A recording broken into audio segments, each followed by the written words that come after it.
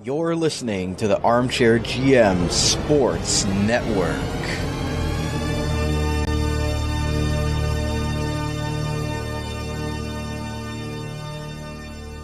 The following podcast is under review.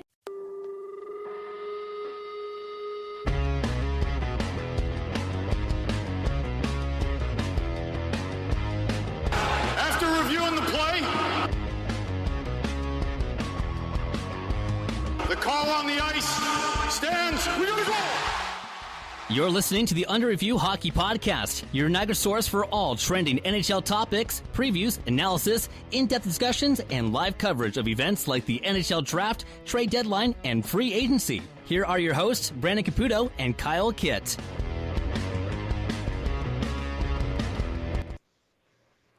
All right, ladies and gentlemen, welcome to our draft preview special and our, reactions to the NHL Draft 2021 and Round 1 right here on the Armchair GM Sports Network, your July 23rd, 2021 edition, your source North American sports coverage by sports fans, for sports fans, delivered to you right here in the beautiful Niagara region. You can find us on social media for updates and giveaways by following the podcast on Twitter at Armchair GM Pod, as well as liking us on Facebook and Instagram. You can listen to us on many platforms, including Spreaker.com, the free Spreaker app, Spotify, Apple Podcasts, Google Podcasts, iHeartRadio, CastBox, Deezer, wherever getting your podcasts at, we are available for you guys. And obviously now you can see us in video form on YouTube.com, so please make sure you're hitting that subscribe button, smashing that like, smashing that bell icon for all updates, and give us some love over there on the YouTube side of things, and we would greatly appreciate it.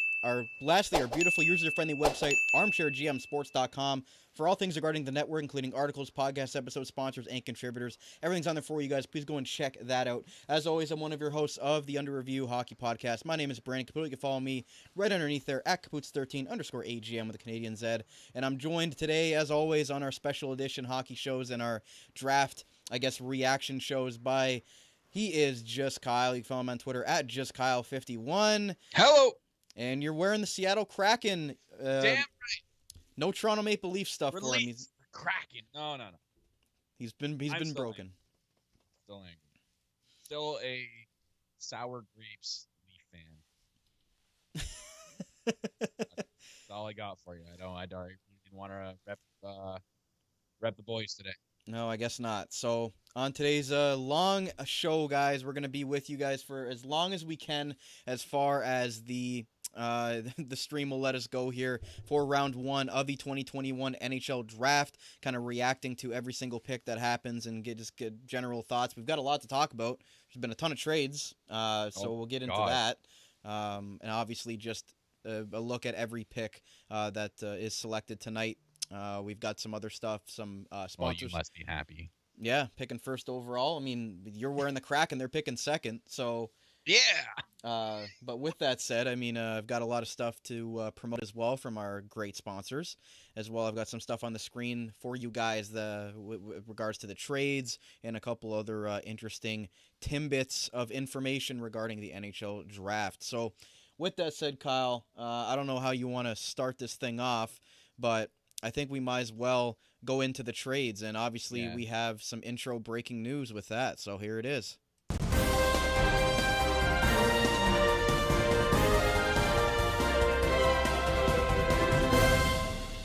Yes, we had many trades today, and we'll start off with this one. We had the Oliver Ekman-Larsson trade from the Arizona Coyotes to the Vancouver Canucks. What a bombshell that was. It was rumored for a long time that Ekman-Larsson was willing to go to Vancouver or Boston, and today it finally happened. The Canucks acquired, obviously, Ekman-Larsson and forward Connor Garland, who had a very nice season for Arizona last year. In exchange, they gave up a couple of salary dumps in Antoine Roussel, Jay Beagle, and Louis Eriksson. And I forgot Louis Eriksson was even a thing. Yeah, so they freed up a ton of cap space, and Arizona, I guess, is just becoming the place where you can just dump salary onto. And as well, they got back the first-round pick this year from Vancouver, as well as a second and a seventh. So, yeah, big trade here. So the Vancouver Canucks getting a great defenseman there in Oliver Ekman-Larsson to pair with already the young Quinn Hughes there. Yeah, oh my God. That's like a dream, like, you know what I mean? Like, that's like a dream D pairing right there. Yeah. I don't know if they're going to play together, but regardless of that, the Canucks do have two very, I guess you can say elite level, which again, whether you want to say they're elite or not, that's up to you. But two very good defensemen there. Ekman Larsson has been rumored to be on the move for a while, and now he goes to the Vancouver Canucks, one of the two teams that he had been rumored to be wanting to go to. And Vancouver gets some salary cap relief as well. They get rid of Eriksson, JB. When they signed the Jay Beagle and Antoine Roussel, or when they signed both those guys, it was just. I was thinking, okay, number one, what are they thinking? Number two is when will these guys either get A, bought out or be traded for, dead cap hits? So that's what my initial reaction was when I heard the Oliver Ekman-Larsson or the Antoine Roussel and Jay Beagle signings when Vancouver had originally signed them. So now that they get rid of those off the books, I think that's a good thing, and they get rid of Louis Eriksson like you had mentioned. It feels like, that contract has been wanting to get rid of forever. So, I mean, good for them. I mean, they added Jason Dickinson not too long ago, who's actually a solid bottom six player too, and a guy you can move into your top six. So that was also a pretty good trade, I guess, because it did involve a pick from this year. Dallas ended up getting a third-round pick from the Canucks for this year for that Jason Dickinson trade. And then now with this trade, Arizona is acquiring a pick from this year, a first-round pick from this year, a second from next year, and then a seventh from 2023, which is 2 years from now. Yeah, 2 years from now. So I'm very intrigued to see now Vancouver, man. Vancouver, again, they've been that team that's been like on the cusp of like breaking out and being that playoff contender again. And this was a big move to go in that right direction. And a guy like Ekman-Larsson, whether if he plays with Hughes or not, is a guy that Ekman-Larsson can take under his wing and, guide the already star-studded defenseman that he is. So, this was a solid trade for Vancouver. I'm shocked you started with this trade and you didn't start with another trade that happened today. Well, we'll get into that one. We'll get into the other defenseman trade, and that was Rasmus Ristolainen from the Buffalo Sabres has been dealt to the Philadelphia Flyers, and I don't know what Chuck Fletcher is on, but I'm not going to complain about it as somebody who cheers for the Sabres, unfortunately. They acquired the Flyers' first-round pick, which is essentially 13th because Arizona's pick has been deferred. So, they've been disqualified from having their first-round pick. So it's essentially 13th overall, a second-round pick, and then just a dump in a salary and a body back in Robert Hagg. So I was pretty excited about that. I think that Sabres fans weren't even expecting a return like that for Ristolainen, who has had been around nothing but losing in his entire NHL career so far with the Sabres. I do feel bad for Risto at some point, but I think it was time to move on from him. He's got one more year left on his contract, so I was very pleased with the way that Kevin Adams was able to get back such a top return. And Chuck Fletcher and the Flyers, I hope Ryan Ellis and Rasmus Ristolainen are huge upgrades for you on the D-core, because they gave up a lot. And even yesterday, they traded away Shane Gostisbehere and gave up a second and a seventh just to have the cap relief. So they've made 3 significant trades here in the last week, and they've gotten Ristolainen and Ryan Ellis, but they've given up a lot as far as capital goes. I mean, man, the Flyers literally turned their defense upside down in like the last few days. Like getting rid of Myers, getting rid of Gostisbehere, taking in now Rasmus Ristolainen. Like, man, and then who else did they get? They got and Ryan Ellis. Ryan Ellis, yeah. So the Flyers really put some work in on their D-core this year with even the last couple of days. So it'll be interesting to see. And they got rid of Gustafsson. That's right. That was earlier. That was back in April, but still kind of counts towards like their regular season. Like they've basically flipped their defense upside down in the last 3 months. Mm-hmm. I mean, it's crazy. But yeah, I think that's a good move for you guys. I mean, there's definitely been some a lot of bad karma with Risto even over the last year or two. There's been I just feel like there's been a lot of negativity with you guys with him. Mm-hmm. And I think this was a really good move for you guys to just kind of move away from that and to take on a defenseman like Robert Hagg too. I mean, that's like a low risk, high reward kind of defenseman right there. And he was pretty good for the Flyers. So you're getting a great defenseman back. And now also you're getting another pick in the top 20 of the draft this year. So, I mean, it'll be interesting to see who you guys take with 13. I know obviously Owen Power's the the guy you take with your first pick, but I don't know if you guys are planning on going back to back D, but we'll see what happens. I mean, you never know in the draft, right? Everyone's gonna have their mock draft, and for some reason, every time we make ours, like something crazy happens after the first couple of picks. Yeah, I mean, it would be interesting to see if Buffalo tried to move back into the top 10 to try to draft a guy like William Eklund, who they have been really high on William Eklund for a long time here.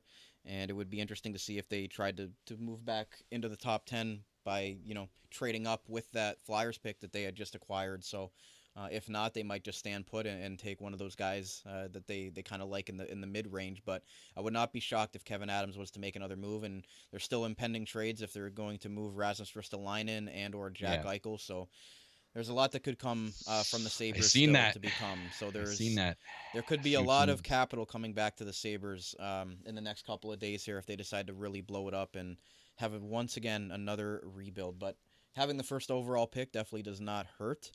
But let's move on here to the last trade that happened up until we got the Seth Jones trade a little while ago. We had Pavel Buchnevich from the New York Rangers being acquired by the St. Louis Blues for Sammy Blais and a 2022 second-round draft pick. Buchnevich is one of the better kind of defensive forwards in the league, and he's one of the tougher guys to play against, but it seems like the Rangers are really big game hunting at this point and really looking for a top-end forward, so it'd be interesting to see as I'm just watching the TV to make sure that we're going to commercial anyway. So no picks as of yet, but the Pavel Buchnevich, I think that's a solid acquisition by the St. Louis Blues there.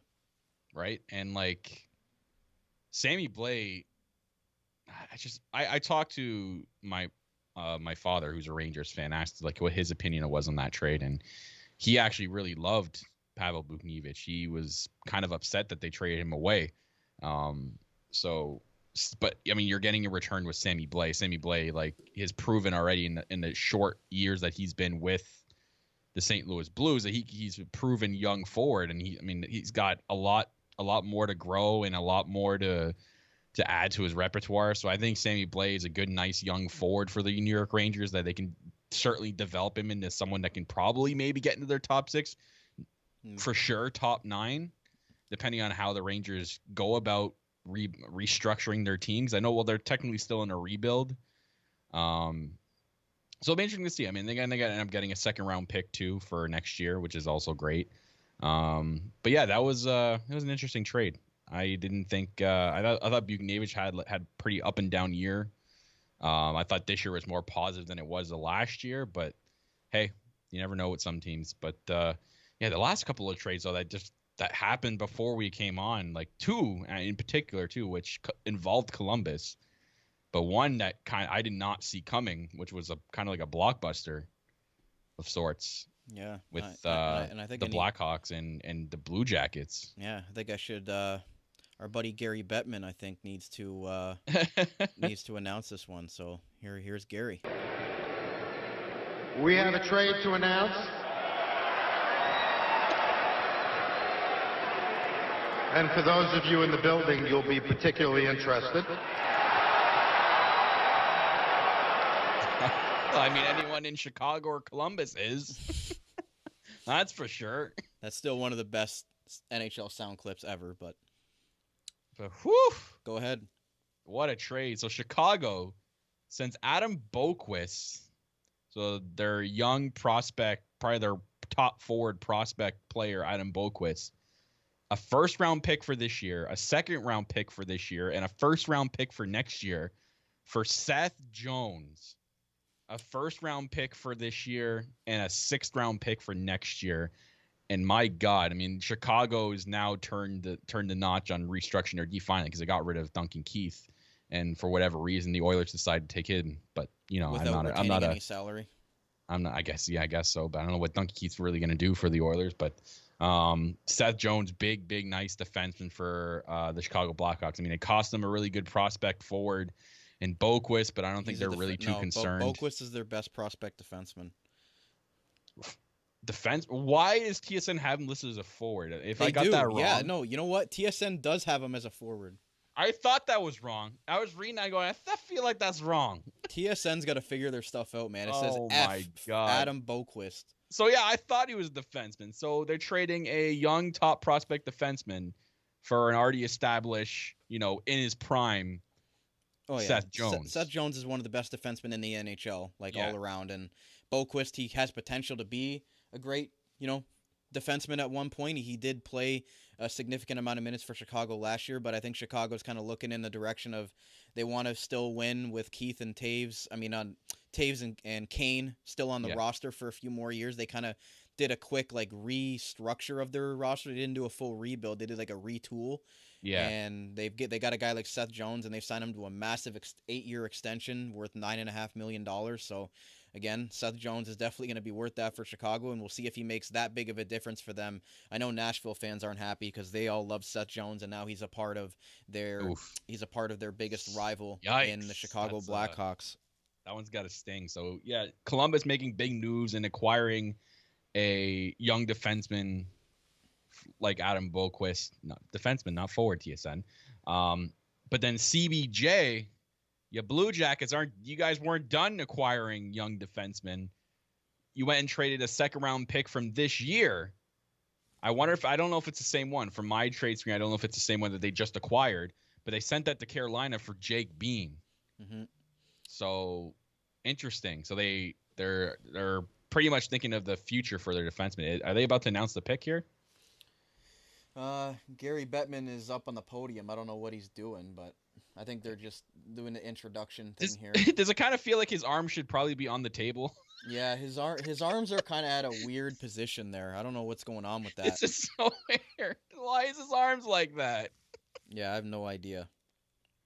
He's talking about the Tampa Bay Lightning. But I couldn't believe that Jake Bean was not taken by Seattle in the expansion draft. They took Morgan Geekie, and then now they get to flip him for a second-round pick. So good on Carolina, I guess, after they got fleeced yesterday by Detroit by only getting a third-round pick for Alex Nedeljkovic, who is a Calder candidate. Believe that. Former Niagara. I could not believe that, especially after the playoff series he just had.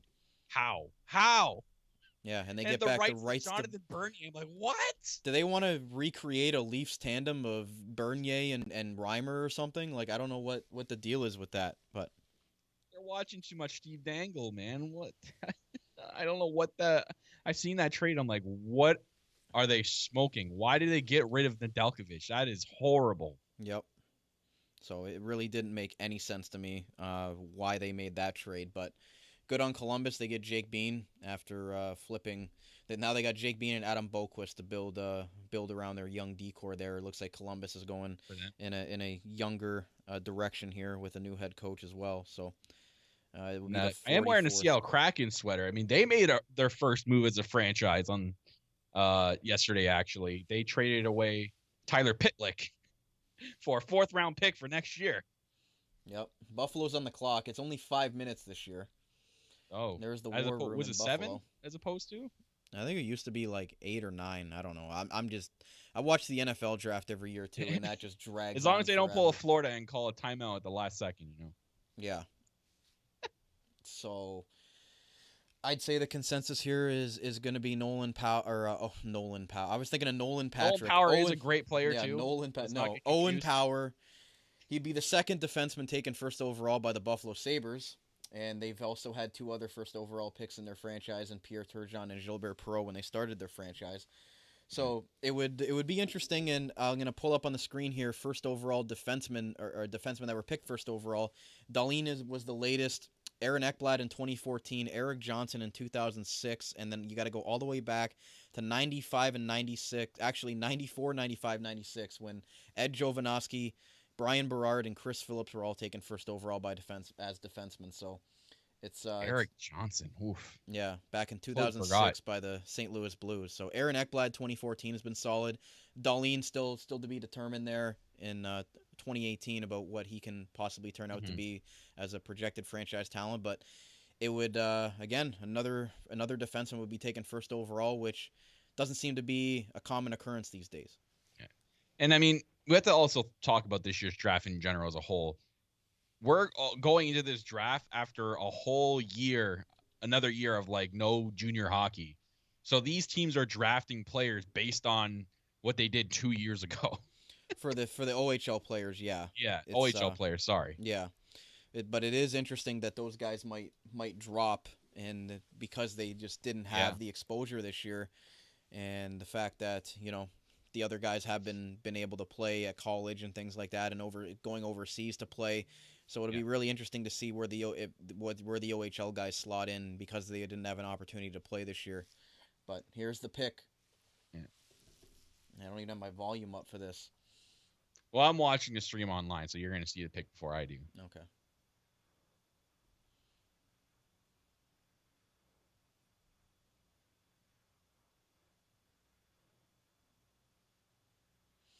Owen Powers, the first overall pick by the Buffalo Sabres, and it's interesting because he might go back to Michigan next year, but I'm not worried about that because it's not like Buffalo's trying to win right now anyway. So if Owen Power decides to go back to Michigan for one more year, I don't think that should have deterred the Sabres from wanting to take a guy like him. I'm sure I was going to throw out that Gary Bettman, someone must have told him to put his hands up on the table, because he has his hands up on the table now. Very much more awkward. But yeah, Owen Power, I remember watching him actually recently at the World Cup for Team Canada. He was on their decor, and I remember watching him a little bit. Yeah, no, he's 6'4", so he's a big boy, and that wouldn't that be something for him? 6'4". Yep. Oh, he's 6'6". I'm looking at the TV right now. 6'6". Yeah. That's a tall kid. Yep. That's a big 6'6". boy. And if I can reference what we're going to use tonight for the draft, and that's from the ChargingBuffalo.net. They do a great job with their prospect stuff and their draft guide as well, so go check it out at the Charging Buffalo.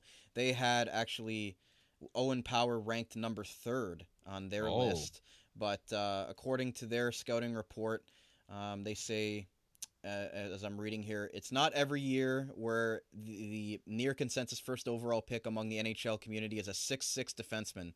Oftentimes, this would be a situation that would arise where red flags among NHL fans. Is the player actually good, or do they tower over their peers? While Power is not our top-rated player, we still highly value him as a prospect. He had a solid draft year at University of Michigan, recording 16 points in 26 games, while being strong transitionally and a nice driver of expected offense. He does a lot of things very well, and for a defenseman at his age, and we saw a lot of those traits shine through Team Canada at the like you mentioned, at the World Championships. Yeah. The great amount of skill for a big man. He has the ability to find seams and rip pinpoint passes to his teammates, showing to be an especially effective player in the transition. So again, they spoke volumes of Owen Power and what he can bring, and he's got a teammate there in Matt Beniers, who's also projected to be a top pick here, so that would be interesting if two University of Michigan players went back-to-back, but a good pick here for the Buffalo Sabres, and for the most part to be expected.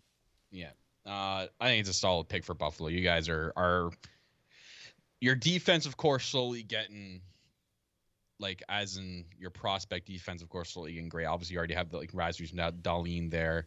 Now you're getting an Owen Power, and if maybe, like you said, if they did trade in to get Eklund eventually, if they did do that, I think your decor of the future would be set right there in Power, Eklund, and Dahlin. Like that's your core group for the years to come. Well, Eklund's a forward, but sorry, Eklund. I think I just pulled a TSN. You did pull a TSN on that one. It's because I'm looking at that scouting report, and for some reason I thought Eklund was the next one, but it's Brent Clark, and it says defenseman, so that's why I thought it's defenseman. Yeah, Brent Clark, the defenseman from the Barrie Colts, or that we saw in the OHL last year for Mississauga. Sorry, I don't know why I said Barrie, because they have like similar jerseys, so I thought of Barrie for some reason. But we saw Brent Clark 2 years ago. He was a very solid player, and I would be interested to see, if those OHL guys do slip because of not being able to play last year. But man, this is new for the Kraken. This is gonna be the Kraken's first official draft pick here. Mm-hmm. This is gonna be interesting. And I have the expansion picks up for Seattle from the other day. It was interesting that they didn't make really any trades. No, and they had players available where they could probably be in the contender now. I feel like the draft that they did was not a not contending now team. This is like a team that's going to be contending, but I would guess that they're not looking at, being that playoff. We're gonna pull a Vegas and try to make the Cup final year one. Yeah, I think Ron Francis is going to take more conservative route with this one. Yeah, He's up at the podium right now, and it's Matt Beniers. So Michigan Beniers. players go back-to-back 1-2 in the NHL draft. They take the forward in Matt Beniers. Solid pick by the Seattle Kraken for their first ever draft pick as the stream goes out on Matt Beniers in his house there. Poor guy. Like our stream had difficulties getting started, but He's got to get some more climate pledge friendly connection going. yeah. So again, Matt Beniers taken second overall, and if I pull up the mock from Lines.com, they had him at number 2 as well. Going through those jerseys are so nice, so freaking nice. Those jerseys, I absolutely love the Seattle jerseys. But yeah, Beniers, man, that's their set. You got to think that this is their center of the future. Like, this is their guy, picking second overall too. Mm-hmm. From what I'm seeing on this prospect, this guy is a well-rounded prospect, and this is a pretty good player that they've just drafted. Yep, so let's go off of the Charging Buffalo. They said, without a doubt, he's the most fundamentally sound player in the entire draft class. He's a very talented skater. He's has an incredibly high motor and boasts elite playmaking capabilities. Beniers can effectively stick handle in ridiculously tight areas with a great deal of success and is a constant pain for defenders when on the forecheck. Definitely Beniers is a magnet to the puck and can help force attackers to give it up. He's not afraid to dig in low and assist his defensemen if they're under heavy pressure and can play the man along the boards as well. Whichever team selects Beniers will be getting an elite level center prospect with potential to be a franchise player. So that was again from the ChargingBuffalo.net's NHL draft guide. They had him ranked as their number 2 prospect. So he went in the exact spot that the Charging Buffalo did put him in. And, I mean, again, I haven't really heard too much about Matt Beniers. Just from looking at the scouting report, this guy he's a high level franchise, and he can be a franchise player. He has the potential to be a franchise player for them. So if this is a potential to be a franchise player for the Seattle Kraken, who are now coming into the league, brand new, I mean, this is the guy for them. They're center you build the team around. So and especially like we just said that Ron Francis took more of a conservative approach with the draft this year, so he's not looking to. It's looking like a not win right now situation. So obviously, I think that they'll be more conservative with their picks, going into this draft. So you're looking at Matt Beniers. They're looking at him. I'm thinking like a guy that, okay, we can definitely build a team around this guy. He can be our franchise centerman. He can be, the potential. I'm not saying he is, but the potential to be our Crosby, our Matthews, our McDavid, like our center number 1 guy that will build a team around. So, I mean, great pick for Seattle there.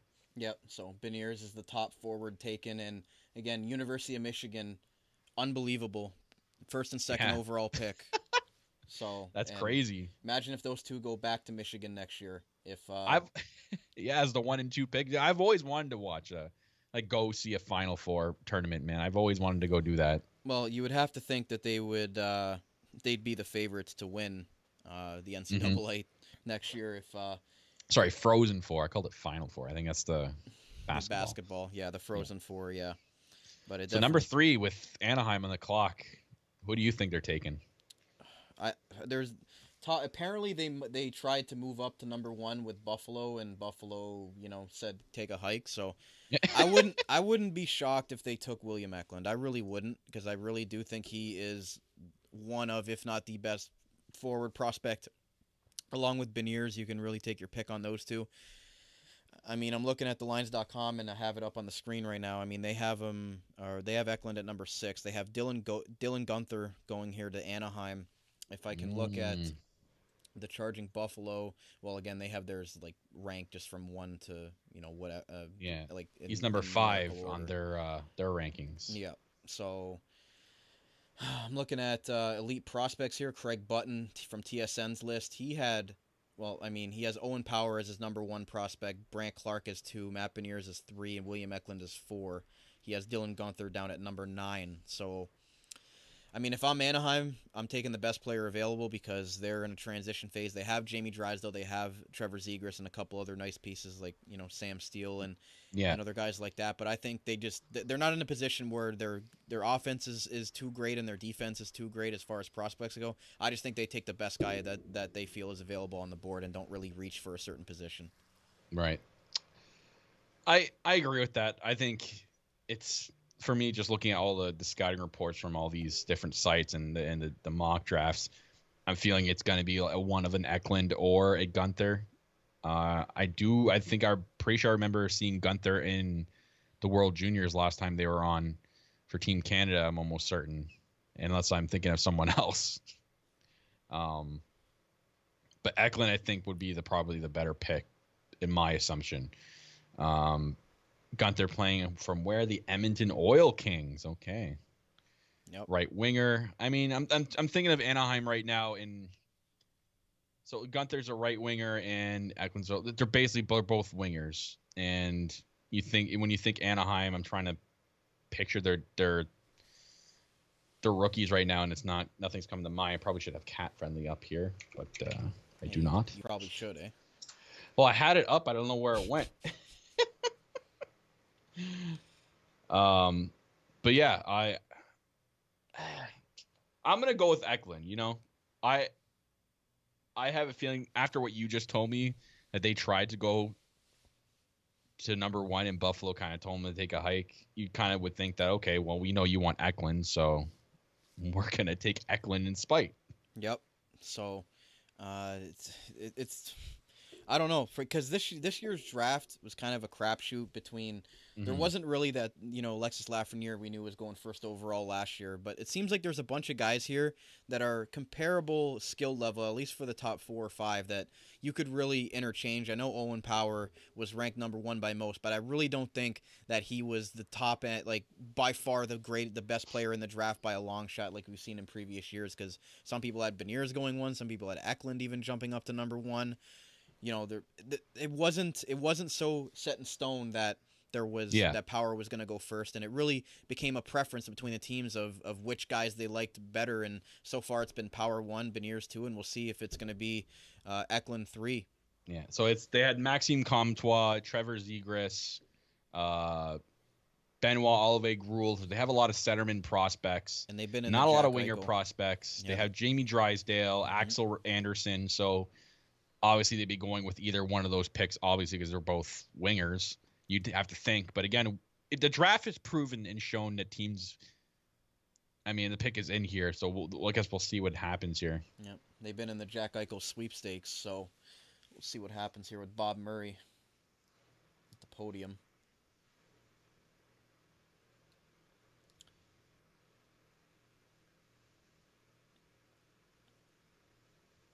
Mason McTavish from the Peterborough Petes.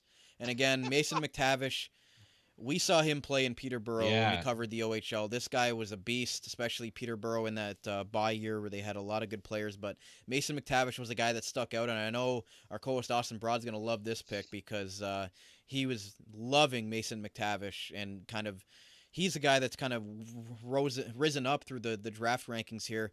He was number 5 on thelines.com. Let's take a look at where he was on Craig Button's list. He actually had him ranked at number 10. But I think Mason McTavish, I don't think they're going to be upset with that pick. And back-to-back years, I mean, they take Jamie Drysdale from the OHL, and now they take Mason McTavish from the OHL as well. It's another center. Yep. So they're loading up the centers, and he's NHL size ready, man. Look, you see that 6'1", 207. Yep. The other scouting report says he's 6'2", so I'm assuming he's in between 6'1" and 6'2". But again, it's the first CHL player taken who now, I mean, these picks, anyone that's being taken from the OHL are without that one extra year of junior hockey. So this is interesting because you could, I believe, McTavish, I don't know, I can't see his age, 2003, so that would make him 17, 18. 18, yeah. So I believe they probably would have another year of junior, maybe a year or two. So I think he's okay. But But from what the Sky Report says, he's got an elite shooting ability. He's NHL ready size. So, a good pick for Anaheim. I mean, if they want to load up on this, there's nothing wrong with loading up with centers in your prospect pool. Maybe they feel like they're going to use it or replenish if they end up trading a guy like Zegras for Jack Eichel, maybe something like that. Right. I mean, you look at their center people now, you got Adam Henrique, who's not going to be there forever. Same with Ryan Getzlav. So they're transitioning those players on the way out, and they already got a guy like Sam Steele, who's probably going to be in Maxime Comtois, who are going to be your replacements eventually. And then guys, when they bring out like Trevor Zegras, Benoit Olivier Gruel, and now here with McTavish. So it's a smart move. It's a good pick from Anaheim. So good on them. Yep. So New Jersey's on the clock here, and New Jersey, who's has had a lot of top picks. Yes, they almost fall into that Edmonton category where they've had a lot of top picks over the last couple of years and really have done nothing to show for it. Which it kind of sucks for those rookies, but I mean those rookies still have a long ways to go in their career. So, but you think about like people like the top picks that they've drafted over the last couple of years, obviously with Nico Hischier, Jack Hughes. There's one other one I'm forgetting off the top of my head, and it's gonna bug me until forever. But I just you don't really have to think about it. Just New Jersey's just had a plethora of top picks and have really have nothing to show for recently. So hopefully with this next pick, they start getting their gears going. I mean, they have prospects like Alexander Holtz, Dawson Mercer, like guys that are down there ready to go to, like Nolan Foote's on the way up. So whoever is going to get picked here is joining a pretty good prospect pool of people that are on their way into New Jersey and are already playing on the team right now in Nico Hischier and Jack Hughes. So I can't see where they would go with this pick, to be honest. I mean, I could see them going defense, to be honest. I mean, yeah, they've got a lot of forward prospects, in my opinion. Yeah. But again, if they view a forward and a winger especially, maybe they do go ahead and take one of those. But I would assume that they could go with a defenseman here. And do they take the brother? One of the three Hughes brothers. Yeah, I mean, he's ranked 5th for Craig Button. Yeah. And that would be really interesting if he did. But still waiting Brent here. Clark's there too as well. I mean, I kind of agree with you that I think maybe they go defenseman here. And I'm looking at Brent Clark. He plays for what team? Sorry. He plays in the OHL. Okay, so the logo they have, I'm thinking here on the Charging Buffalo is a European logo. Well, because he went overseas this year to play. That's right. So it's the Slovakian logo. Gotcha. Yeah, but I mean, he played for the Barrie Colts. It was Barrie, not Mississauga. Yeah, I remember him on Barrie. Yeah. I remember watching him when we were at the rink too. Yeah. So another solid player. If they ended up taking Brent Clark as a defenseman, I do remember him being a solid defenseman for them. Very noticeable player on the ice. When you're very, very noticeable on the ice in the OHL, you're that almost, it means you're going to get looked at pretty high when it comes to the NHL draft. And so again, I even forgot what team he was on because we haven't seen them in over a year in the OHL. So it's like I could only imagine what he would have looked like this year, and if his draft stock would have risen, maybe even higher than what he's expected to go if there would have been an OHL season. So Gary Bettman's at the podium now for New Jersey. Tom Fitzgerald, the general manager. Oh, my God. Leafs legend. Yep. And as we wait the pick.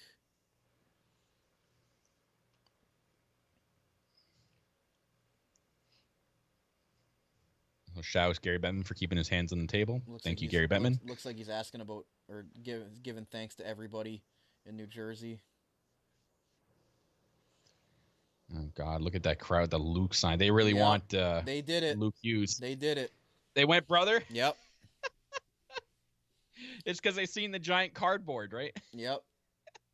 And obviously Jack must have given them a good scouting report, you'd think. Yeah. Given a raving endorsement for his brother there. Oh, that'll sell. That'll sell, the brothers there. Well, Kyle, go ahead and talk about that while I throw up the stream on Twitter again. So it's Luke Hughes. This is according to the scouting report. You're looking at a 6'2", about a $180 defenseman, pretty good size. He had 4 points in 38 games as a defenseman in the U.S. under 18 development league, which is really good. He's actually one of the youngest prospects in the draft this year, and he's the youngest out of the 3 Hughes brothers, in being Quinn Hughes and Jack Hughes, the other 2 brothers. Luke Hughes is probably the best skater in the entire class, is being touted. So a defenseman that can skate really well.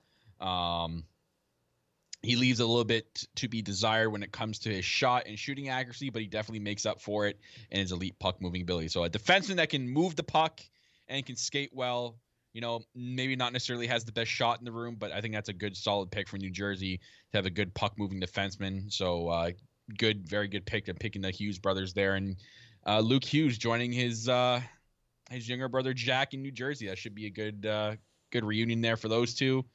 Some good bonding time, hopefully. I don't know if they're the brothers that just hate each other, but we'll see. If only they could get Quinn from Vancouver, but I doubt that's happening. No, Vancouver will not be letting go of Quinn anytime soon, I don't think. But Hughes will only increase their odds of making a national championship run as he's committed to attend the University of Michigan next year.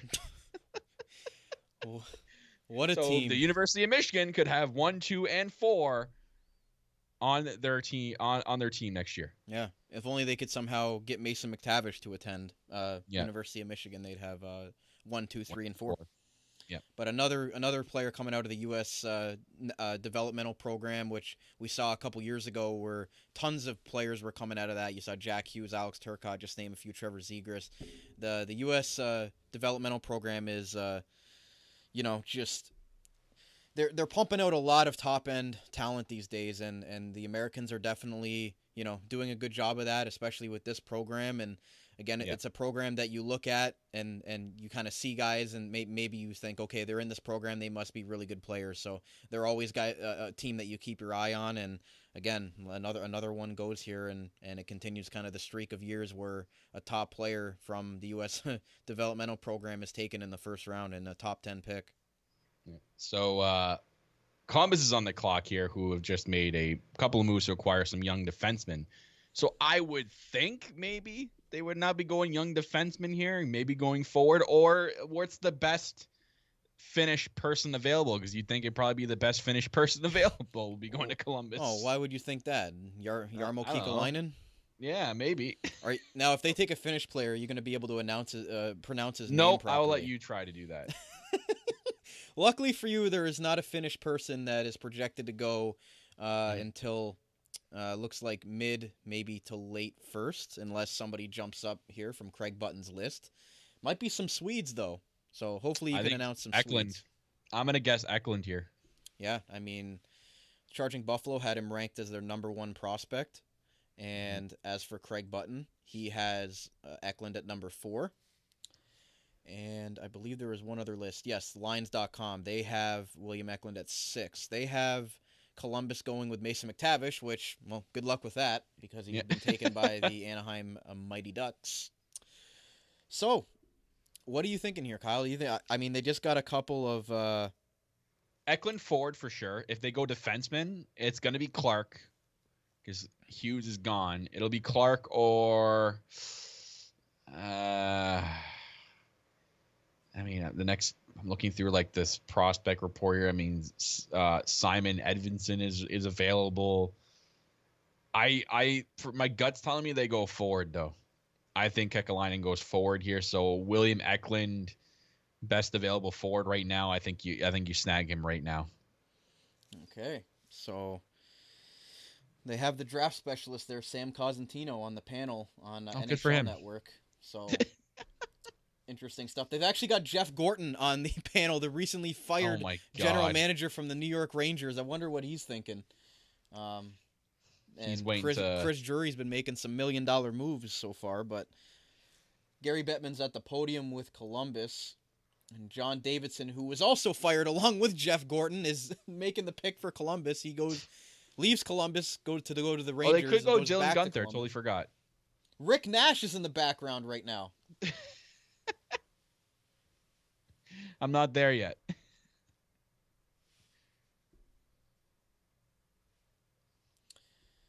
Looks like he's thanking everybody at Nationwide Arena here. Oh, great. Oh, they're at Nationwide. Okay.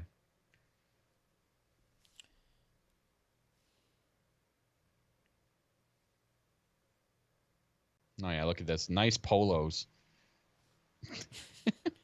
Yeah, interesting. Rick Nash kind of looks like I don't know what he's trying to get at with that facial expression. This is the Columbus seniors golf team. What is going on right now? I don't know. I'm not there yet.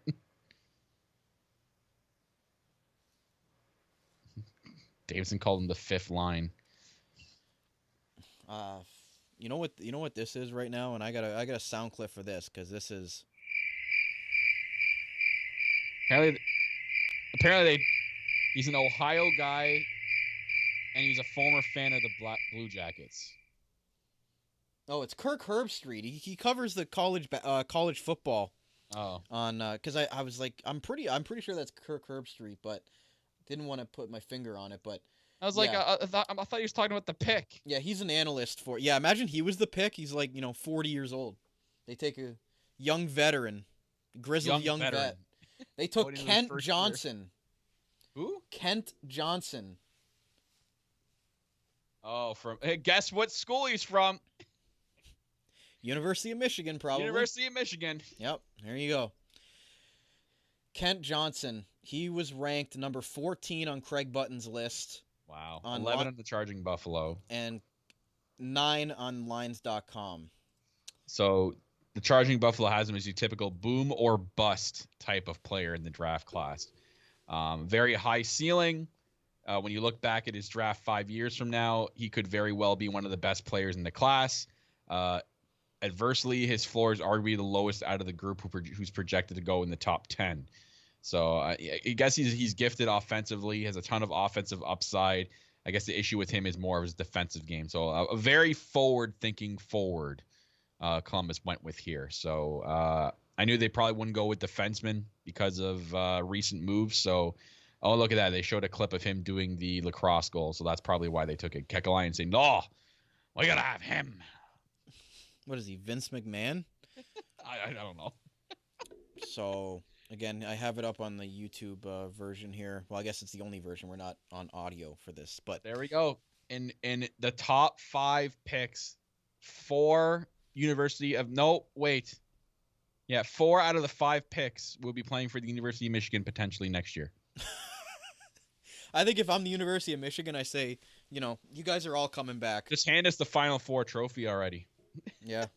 I mean, holy cow. Like, 4 players. I mean, the last time I saw this, I think it was the U.S. Men's National Development Program. And, all those kids were taken in the top 10. I think it was 4 or 5 of them were taken in the top 10. But this is absurd. 4 out of the top 5 picks are from the University of Michigan. And, again, this could help. This possibly could have helped them because there was no junior hockey this year in the CHL. So we saw scouts and teams saw a lot more of college hockey than maybe they would if they would have to, focus on other areas of scouting than just focusing on the college scouting. So maybe that did help these guys' draft stock. But I mean, McTavish, he went overseas to play because the OHL didn't have a season, and he went. He kind of somehow sandwiched himself into the Michigan Wolverine parade. So Detroit on the clock here. And I know they're not going goalie because they just acquired probably their goalie of the future, to be honest. Detroit's goalie tandem is actually not too bad now. I mean, Thomas Greiss proved that he can hold down the fort, and now they got a guy like Nedeljkovic who literally just showed the NHL world that this guy is NHL. Like he's grooming into an NHL ready goalie here. So I'm interested to see who Detroit goes here. Looking at their prospect pool, they love picking their European players. I mean, Jarek McIsaac, obviously, like the last non-European player they've taken, Joe Hicketts. But they have a lot of European prospects, this team. So would I put it past Detroit not to go European here? Absolutely not. They would definitely go European here if they could take someone that's like the best European available. And I'm talking Eklund now, who's somehow dropping. I don't want to give you too much hope, though, if he continues to drop. I think this pick was traded. if I'm not mistaken, I think the Islanders own this pick. You think so? Yeah. Well, then Cat Friendly needs to update their website because I'm looking at the Cat Friendly board and it says Detroit. Yeah. Well, it says Detroit on Cat Friendly, but if you go to Are you sure? Because the last thing I just seen before Sportsnet went to commercial, it said Detroit was on the clock. Okay, so something's up here, and I can't figure it out. It's either that it must have been a pick from the Islanders, and I can't remember exactly what the pick was for. I think it was in the Nick Leddy trade, was it not? This is it. Their Cat Friendly doesn't have a trade next to this pick. The first traded pick is at number 9, where Phoenix acquired it from Vancouver for the Louis Eriksson, Jay Beagle, and Antoine Roussel deal. So I don't know what's going on here because Lines.com has the Islanders up here for some reason. Well, Lines.com, I don't know why they have they haven't updated their stuff. I don't know what's going on here. So I guess it would, if it is Detroit, then it's Detroit. But this thing was confusing the heck out of me here. But Eklund, I'd say they probably go forward, maybe. Detroit's a mixed bag here. I'm looking at their team. They have a lot of good prospect forwards. Some of them are already playing in the team. Obviously, Dylan Larkin's their guy of the future, 24 years old. He's rolling into his prime, but they also got guys like Michael Rasmussen, Philip Zadina, Evgeny Sevchnikov. I mean, they have a lot of young forwards. It's defensemen. Hronik, yeah, for sure. That's their future right there with a defenseman. Looking at more of their team, I've heard some stuff about Emil Viro. That's pretty good. Mort Seider, I think that was their pick from last year, I believe, or the year before. Yeah. Detroit's doing a good job of restocking, replenishing here. They're doing the rebuild the right way, and with Steve Yzerman at the helm, Yeah, and Jarek McIsaac too. So Joe Hickett. So this is a pick where I don't know where they're going to go. I think they could go either forward or D here. Yeah, but they're building a very solid core of prospects here with Steve Yzerman, and we saw what Stevie Y did with Tampa Bay, and you'd assume that's what he came back to Detroit to do, is do a proper rebuild. They've been at the bottom for a few years now, but those young players are going to start getting in the lineup, and I think we could see Detroit, unfortunately for us, being in the Atlantic, coming back up and being one of those perennial teams in years to come. Again, they're not there yet, but it looks like Yzerman has them on pace to be that someday. And with another top pick like this, it looks like Detroit's just going to continue on that upward trend of very top heavy young players. Yeah, I think they're slowly reaching out of the cellar dwelling team. Like they're leaving that category. So.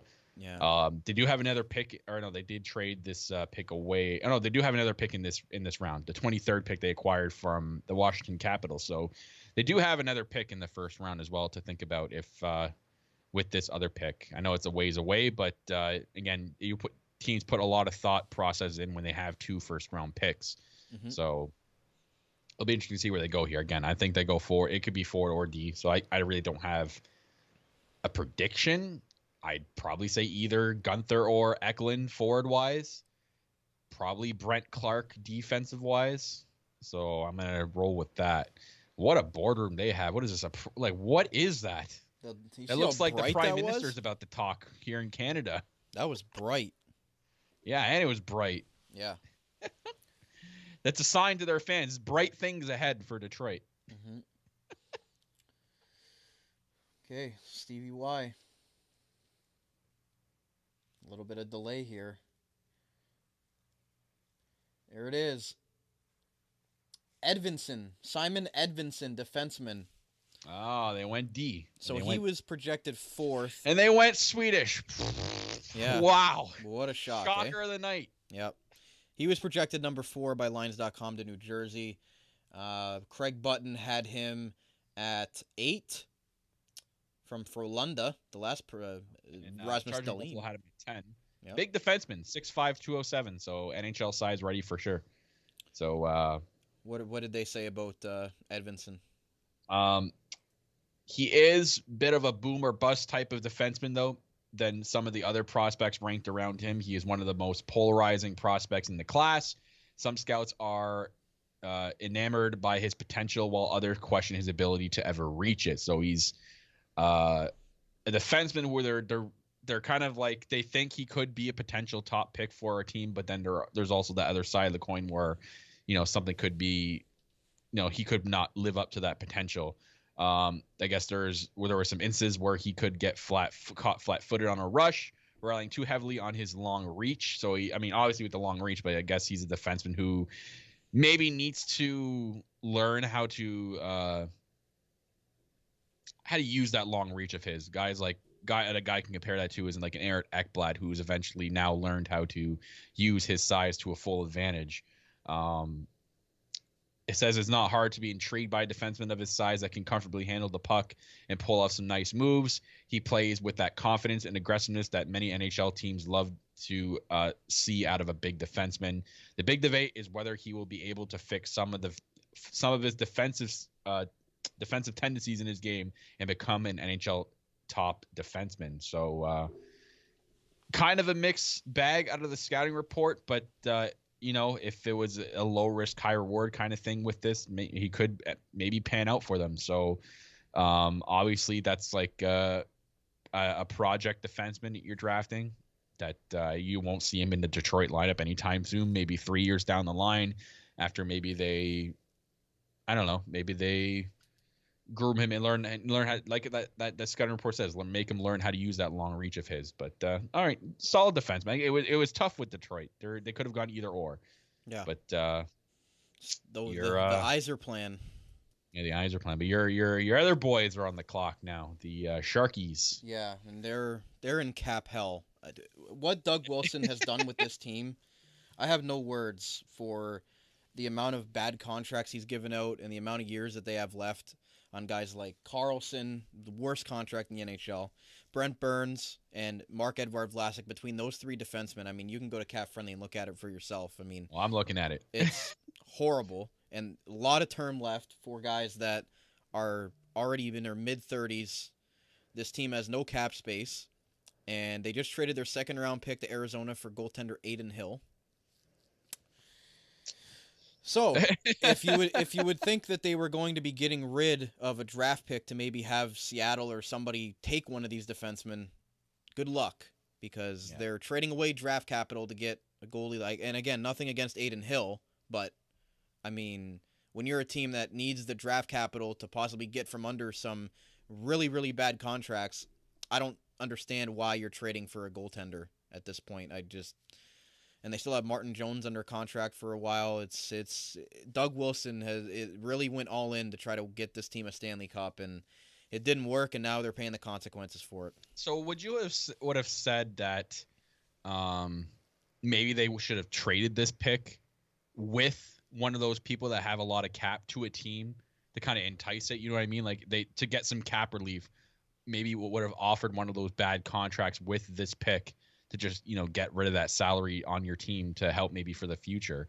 Or would you, if I'm trying to put yourself in the GM shoes, or would you take this pick and draft someone, especially in a year like this year, which is really weird when it comes to I wouldn't the have been rookies? shocked if they did trade this pick, but now there's not, they're obviously not trading it because there's 30 seconds left on the clock, but I would have liked them to trade this pick for to get rid of one of those contracts. And I'm looking at the prospect pool. You're kind of falling along the same lines as Detroit. You have a heavy mix, a very good, evenly mixed of forward prospects and D prospects when you're looking at the page here. So there's some names where I'm not even going to begin to pronounce. So you do have a lot of European prospects. That's all I'm going to say about that. But Daniil Guchin is shouts to Ice Dogs is one of those prospects, which I can't wait to see this year play for the Ice Dogs. That's going to be one of the top players I'm going to be alongside Pano Fimis that we're going to be watching pretty closely this year. So, I'm interested to see where they go here. I if Buffalo doesn't take him, maybe they take Eklund here. Maybe your second team takes Eklund. Yeah, it'd be bittersweet because I really thought that Eklund would be a great fit in Buffalo, but if he ends up going to the Sharks here, I guess I'm not going to be disappointed about it completely. But I think it'd be a solid pick for the Sharks here. Again, they need to restock the shelves after so many years of trying to go for it and not having those top end prospects. Now they've got all this dead cap and this does not look good. and they're going to have to get from underneath one of these guys at some point. I don't know how they're going to do it now because they decide to use draft capital to acquire Aiden Hill. And who doesn't have a contract, who needs to be re-signed with it on a team that has no cap space, which is I don't know what you're going to do with that because you do have some players here to re-sign going into this offseason. And this is what I have to say to that. It's over. We are screwed. Thank you. That's about all I have to say about that. It's all I got to say. But you have to re-sign. I mean, I don't know if Marlowe's coming back for another year, Probably but not. They've made Kevin LeBanc available in trade discussions. Marcus Sorensen needs a contract. Ryan Donato, Noah Gregor, Curtis Gabriel, Christian Yaros, and Aiden Hill. Yeah, and I mean, yes, William Eklund is a San Jose Shark. Oh, they did go Eklund. Look at that. And it was Doug Wilson Jr. that made the pick. Maybe he needs to take over for his dad because his dad doesn't know how to give defensemen contracts properly. So I think this is a very, very good pick for the Sharks. If they can figure out I love how they made the pick through the Shark head. That's pretty cool. I think this is a very good pick for the future of the Sharks if they can figure out their cap situation. Because this guy was ranked number 1 on the Charging Buffalo's top prospect page. If we're looking at the lines sheet, he was ranked number 6. So he's being taken late for a guy that was projected to go high. He is one of the highest risers of the 2021 draft after a very hot start to the SHL season. He can play either center or wing, so he's a nice winger/center type of player. But at the NHL level, he projected more as a winger. He plays a player driver who can play all situations and will be a goal-scoring threat. So San Jose might have just locked in their goal-scoring threat player of the future. I'm looking at even the highlight package. This guy just moves so silky smooth on the ice. So you're getting a great skater, a very high potential elite player, and a guy that can put the puck in the net. So very, very, I think, nice pick for the San Jose Sharks here at number 7. Very great pick. Yeah, and again, it's bittersweet because I would have liked to see him in Buffalo uniform, but I'll still get to see him in some teal. So I can't be too upset about that, but definitely a fantastic pick for the San Jose Sharks at 7th overall. And again, teams are probably going to say, "Yeah, sure, we'll take Brent Burns. Is William Eklund available?" And no, thank you. But speaking of cap troubled teams, LA is now on the clock here. The only difference between them and the Sharks is that the LA Kings have the best prospect pool in the entire NHL. So yeah, they have a lot of options. So this is an intriguing pick. I'm curious to see where they go with this pick, man. Like you think about their prospect pool, like Brandon just said, Gabriel Velarde off the top. Like I'm reading just from the top here. They got Anderson Dolan there, another one. I would have said Carl Grundstrom, obviously being a Leaf fan, but he's kind of fallen off the face of the earth, so I'm not really too sure what's going on with him. You're missing the 2 big boys. Yeah, I'm not there. I'm reading off the list here. Bjorn Foote, I've heard a lot of good things about him. He's projected to be a really good defenseman for LA. But our boy, obviously, Akil Thomas, going to be a stud center for them. Quentin Byfield, who's the number 2 pick last year. Alex Turcotte. Tyler Madden, I've heard some decent things about. Arthur Kaliev, we've seen him play. Was it for the Bulldogs, I believe? He was a pretty good player, or was it Kingston? I don't remember. It was a yellow team from what I remember. It's been so long since we've seen some OHL teams, man. Samuel Fagmo, I've heard a lot of good things about. Aiden Dudas, we've seen him play. Like, it's just they have a really big prospect pool. Like, I can go on and on here. Sean Dursey is going to be a decent defensive for them if he can keep going.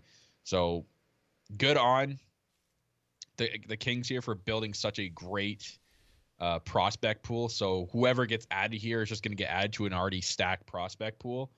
My guess is they took Brant Clark. They took Brant Clark. Yeah. I literally was just about to say, I guess they're going to go Brant Clark. So they took another OHL guy. They're really proving that they're loving the OHL, the LA Kings, man. I'm going to assume they have a lot of heavy scouts here. And I know they do because we saw one all of the last time we were watching the Ice Dogs a few times. And one day was talking to Akil Thomas one day. in what was his name? Jared Stoll. Yep. So they have a lot of scouts here in Los Angeles. Oh, they're really happy with that pick. Yeah, Brant Clark's Brant Clark losing was his mind. their family was ecstatic with that pick. Yep. Clark, very talented two-way defenseman. Again, me and Brandon have had the opportunity to watch him play whenever they came into town to play the Ice Dogs. Very solid player from what we've seen. I think he was, again, like I said earlier, he was a noticeable player. Very, very noticeable player on the ice. One of their only noticeable players. Yeah, he's projected to be like a top four defenseman, like next level top four defenseman for any team. He does need to improve a little bit of his skating a little bit, but that's like every player coming out of the draft. And I think the NHL transition could be quick and smooth for him, according to the scouting report. So, you know what? Good for Brant Clark, man.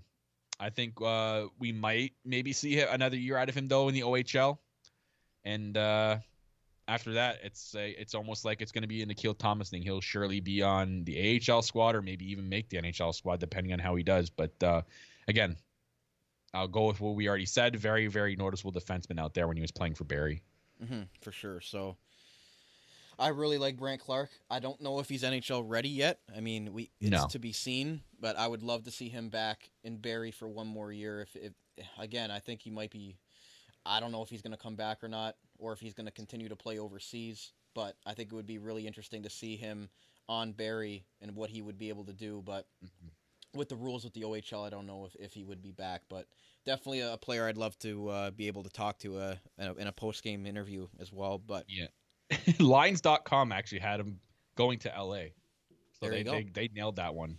Yeah, let me put it up on the screen here for the YouTube viewers there. Yep, Brant Clark, 8th overall to the LA Kings. So they hit that one on the head there. But do you think that if Clark would have played in the OHL this year, do you think that he might have went a bit higher than number 8? I think again that's tough. That's a loaded question because I think it would all depend on how he would have done. Like, what if he came in? Like, what if there was no OHL this year, and then he ended up having like the worst year of his OHL career? I think that would have hurt his draft stock tremendously. So, I think he would have been in the first round. I'll agree with that. From what we've seen out of him, I think he'd be in the first round. He would have either gone. It's so tough to say. It's so tough to say. This is such a weird year with the draft, right? So. Next pick, I mean, this is Arizona acquiring this pick because their other pick got disqualified. So this was in the trade that happened with Ekman-Larsson. Yep. So they're on the clock. So I'm assuming this team has some work to do because they have only three contracted defensemen on the roster and a lot of re-signing to do. And a lot of those defensemen are old. I don't foresee them re-signing them. I think they go defenseman here. I'm looking at their prospect pool here. Barrett Hayden is one of their top forward prospects, really good guy. Liam Kirk, Ryan McGregor. I mean, these guys, they have a decent prospect pool. Not, maybe not the most eye-catching one, but a decent prospect pool. Defenseman, not too shabby as well.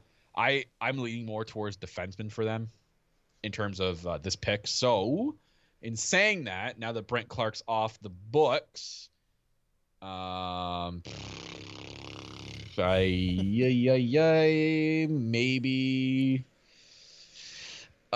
This one's a toughie.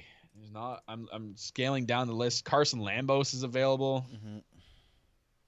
from the Lethbridge Hurricanes. I believe it's the Lethbridge Hurricanes he played for. No, he played for another WHL team, I believe. Carson Lambos or Carson, I think. Anyways, Carson Lambos, he's a defenseman available. Oh my God, I've seen the prospect Francisco Pinelli there. That's funny because I took him in one of my NHL series. Cole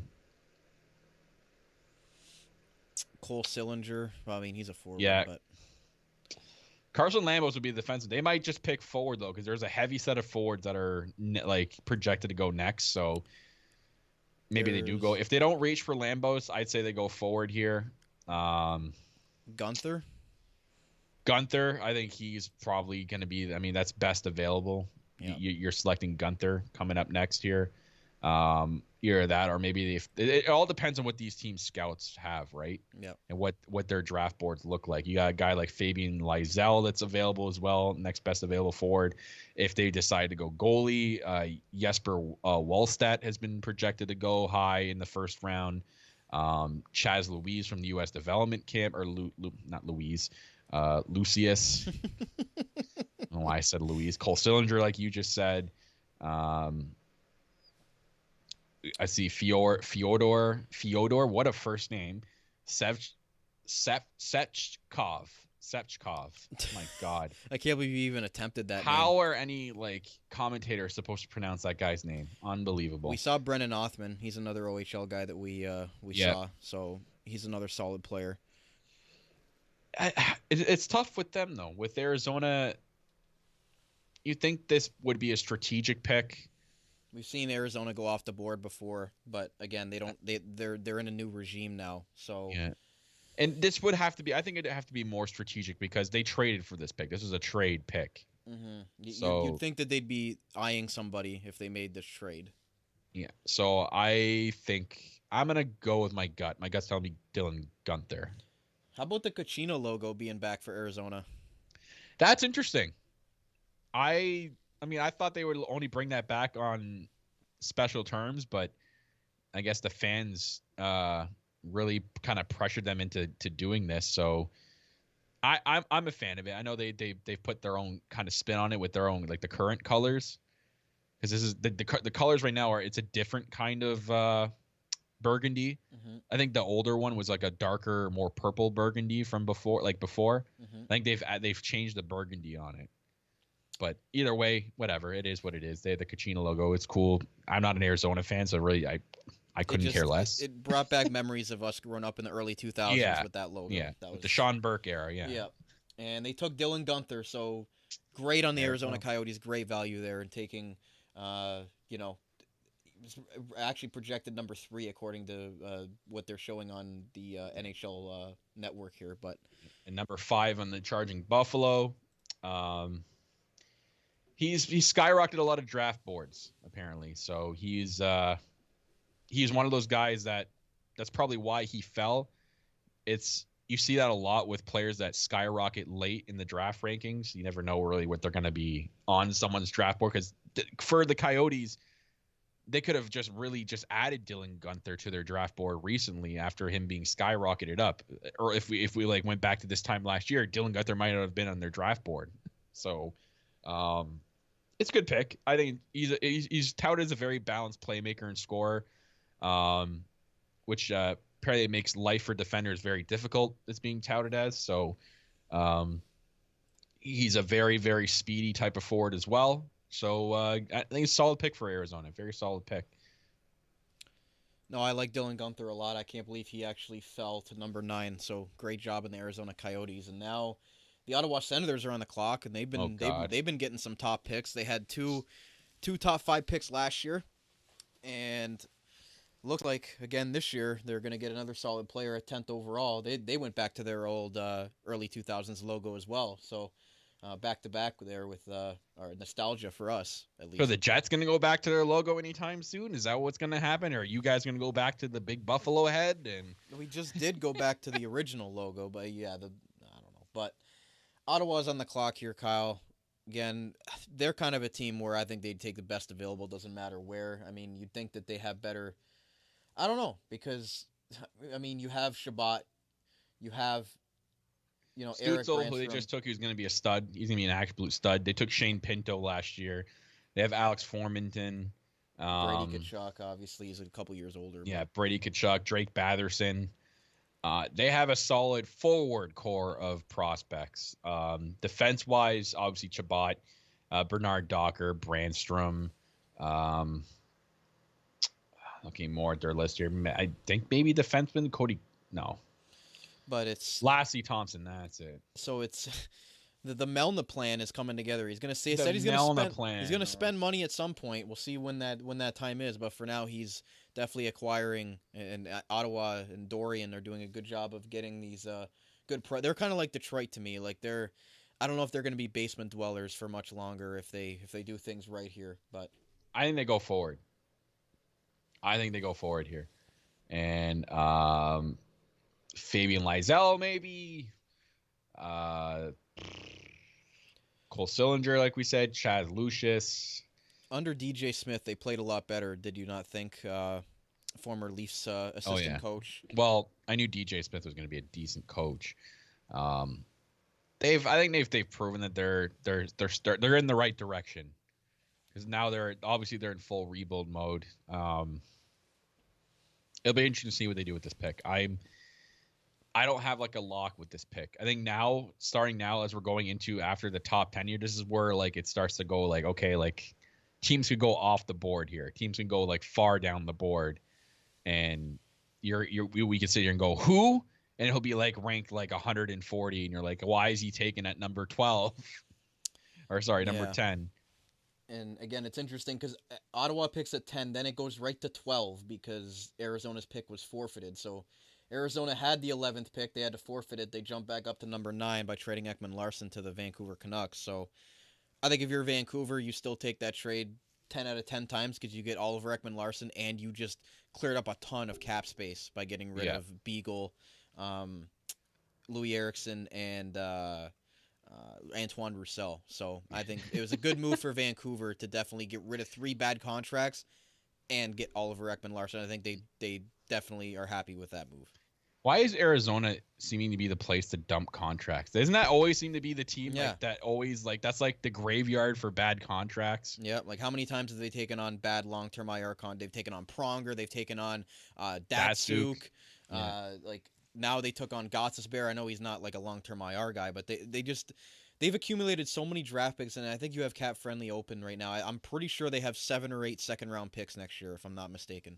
Oh my God! So next year they have 5 picks in the second round. Yeah, might as well be 8 because like who else has 5 second-round picks in one? They have 3 this year. Yeah, so 8 total. Yeah. Man, just you look at like their their salary dump team is ridiculous right now. Good thing they don't want to spend money. Oh, finally, Marian Hossa comes off the books this year. By the way, finally for them. Well, that's good for them. Yeah. They have a buried penalty on Andrew Ladd still that they're paying, $4.3 million, which is taking up 6% of their cap right now. And that's for this year and next year. Wow. Yeah. So, yeah, there seems to be why they consider why it's almost like that they're proud of being that team because like they don't change that. Yeah. Just like whenever like teams are in need for salary dumping, Arizona, you can always bet is in that trade. Yeah, they're always excited to be in there. It seems like we'll see what Ottawa takes here. Yeah, Pierre Dorian's at the podium. Great. Tyler Boucher. Who? Right winger Tyler Boucher. I gotta go looking for this guy. Over a lot of players who Antu Ratty was, I think, one time projected to go into top 10 once or twice. Why does that sound familiar, Antu Ratty? He's not even in the Charging Buffalo's top first-round pick list. Tyler Boucher, number 33, according to the whatever this is, NHL Network. 44 on lines.com. 44. Yeah.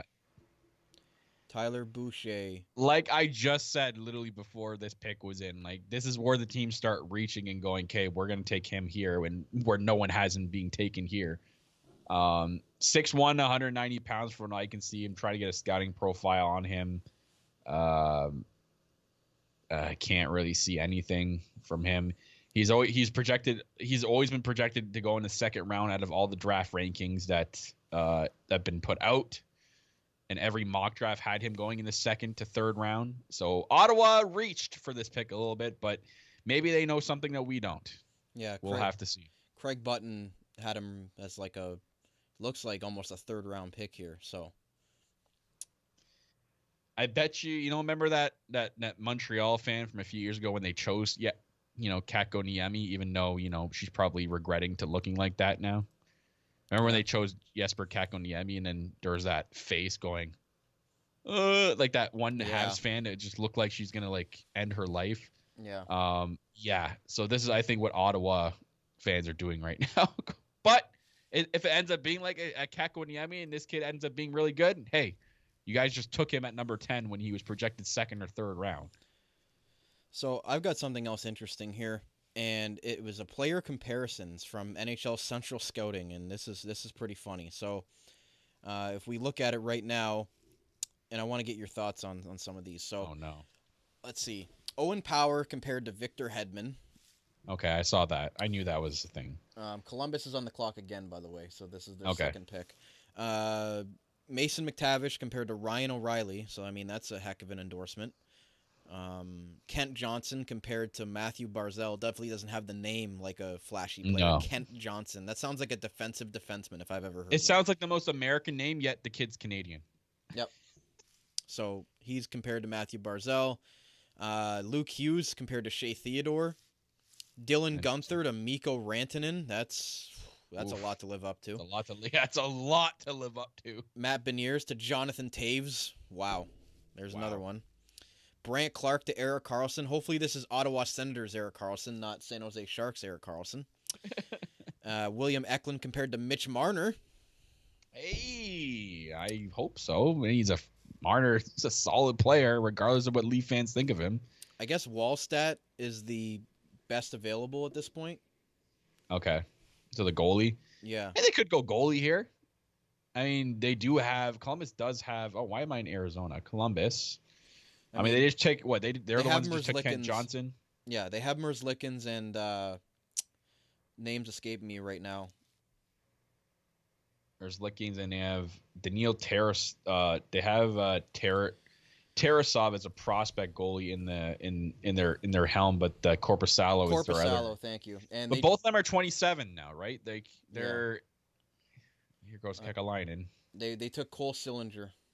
Oh, they did go forward. Interesting. Yep. So they didn't take a Finnish player either. So I wonder how Kekalainen really feels about that pick. He was number 12 on the NHL networks. 13 on the Charging Buffalo. And 13 on Craig Button's list. And Lines.com had him at 12. So he basically went in the spot that he was projected to go. Yeah. He's a very high hockey IQ type of player. Isn't the fastest on the ice, but he's a very good positional player that doesn't need elite speed necessarily, so that's pretty good. He does need to improve on his skating mechanics. He is one of the best players from the Sioux Falls USHL team, one of the top goal scorers from the draft class. So he is best in the offensive zone, possesses a lot of ultra quick release to beat goalies, which is great. So, you know what? Not a bad pick here for Columbus.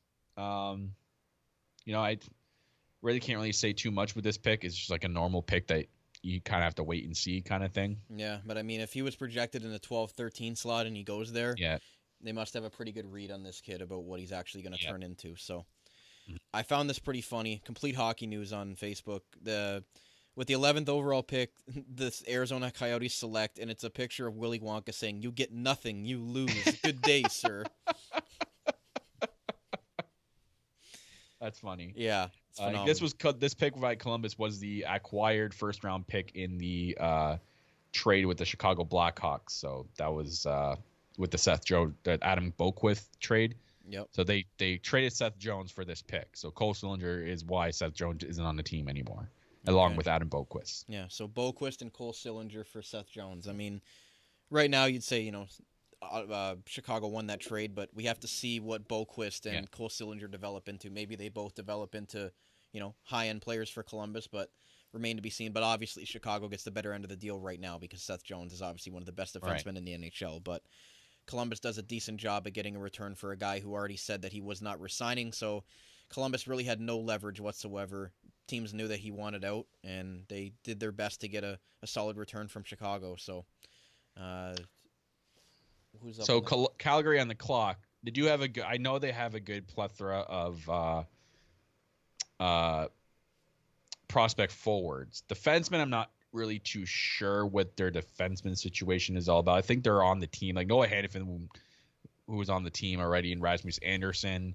Oliver Shillington and Yusuf Almaki. Like their young defensemen are already on the team, so maybe they look at replenishing their defensive prospect pool.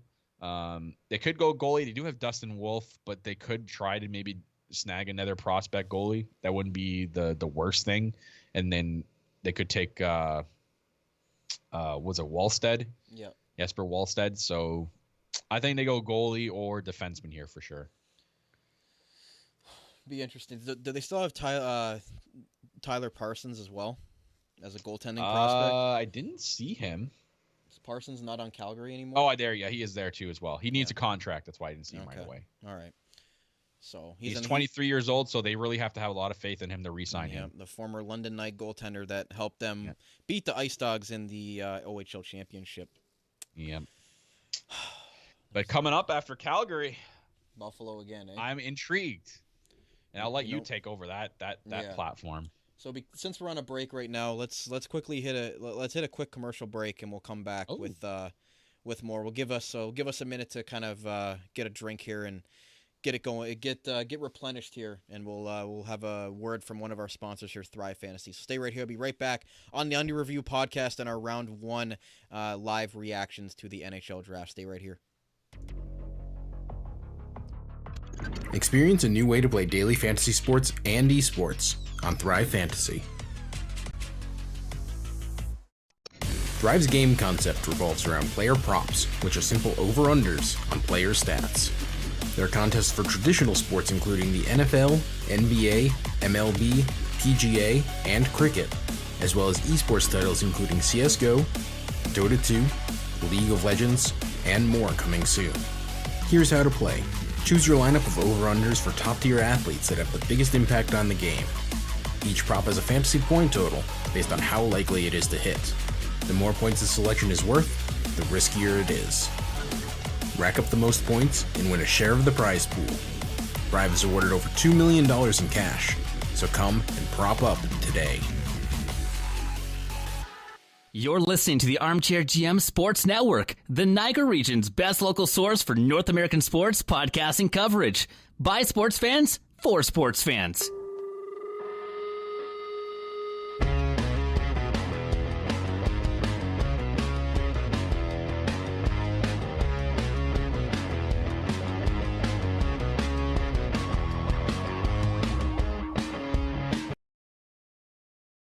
Right, ladies and gentlemen, welcome back to the Under Review podcast and our special NHL Draft Round 1 reaction. Just to see where Jack Eichel traded to the Leafs for Alexander Kerfoot. You really had to interrupt me coming back from commercial with that? I'm sorry. Unbelievable. I got to make this entertaining somehow. I mean, good job by the Leafs, by the way. As much as I don't like the Leafs and don't give them credit for anything or try not to. I don't want to talk about them right now. I know, yes. but the one thing that I did like was that they acquired Jared McCann for Philip Hallander. And I don't know how you feel about Philip Hallander, if he was really going to develop in anything for the Leafs. But they get McCann, and they basically force Seattle to take McCann or Kerfoot, who are essentially the same player, both third-line centers. They don't lose anybody off their team. Seattle takes McCann. So essentially the Leafs lost Philip Hallander to Seattle instead of losing a guy like Alex Kerfoot or Jared McCann. If they would have taken Kerfoot, they would have kept McCann. So I think that was a really nice move by the Leafs.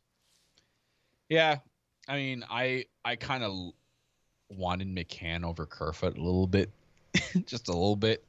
But it is what it is. I hope they're still planning on doing something, because for right now, we look like we have the same exact team for next year, and that's not going to fly, because the same exact team is going to do the exact same thing we just witnessed this year if it happens again.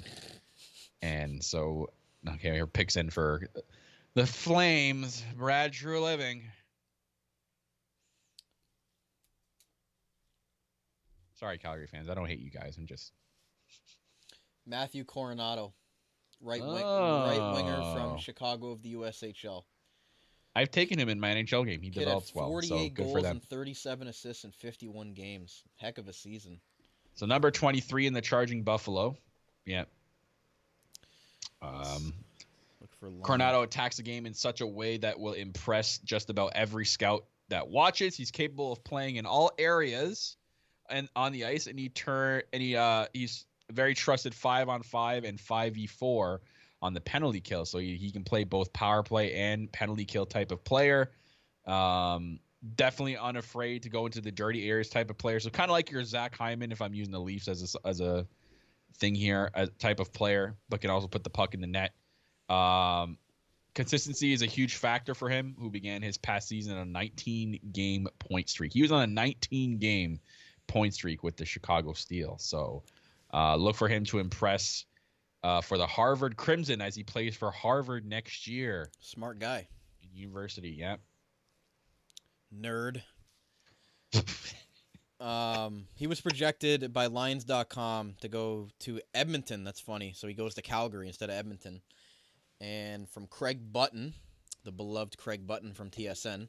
Oh yeah. He had him going. He had him going. I know you're a big Craig Button guy. He was projected to go number 11 by Craig Button. Wow. So good for if you guys take any stock into that, Calgary, that Craig Button had him going 2 spots above where he got picked. Yep. But now your guys are back on the Sabres clock. are back on the clock. All right. Who are we taking? Best available here. I mean, I'm looking, according to Lines.com, they have Fabian Lysell, right winger, slotted in for Buffalo here. Or you take goalie. They already have Ukko-Pekka Luukkonen and It doesn't hurt. And Eric Portillo. Both are solid goaltending prospects. I think they go with another forward here. If Sam Reinhart and Jack Eichel are both not going to be on this team much longer, yeah, you really they got Owen Power. I think you have to take a forward here because they were rumored to have wanted William Eklund, so I think they go with the next best available forward that they think is the guy here. So according to Craig Button, he has Fedor Sveshkov as his best forward available. Lines has you taking Fabian Lysell here. Mm-hmm.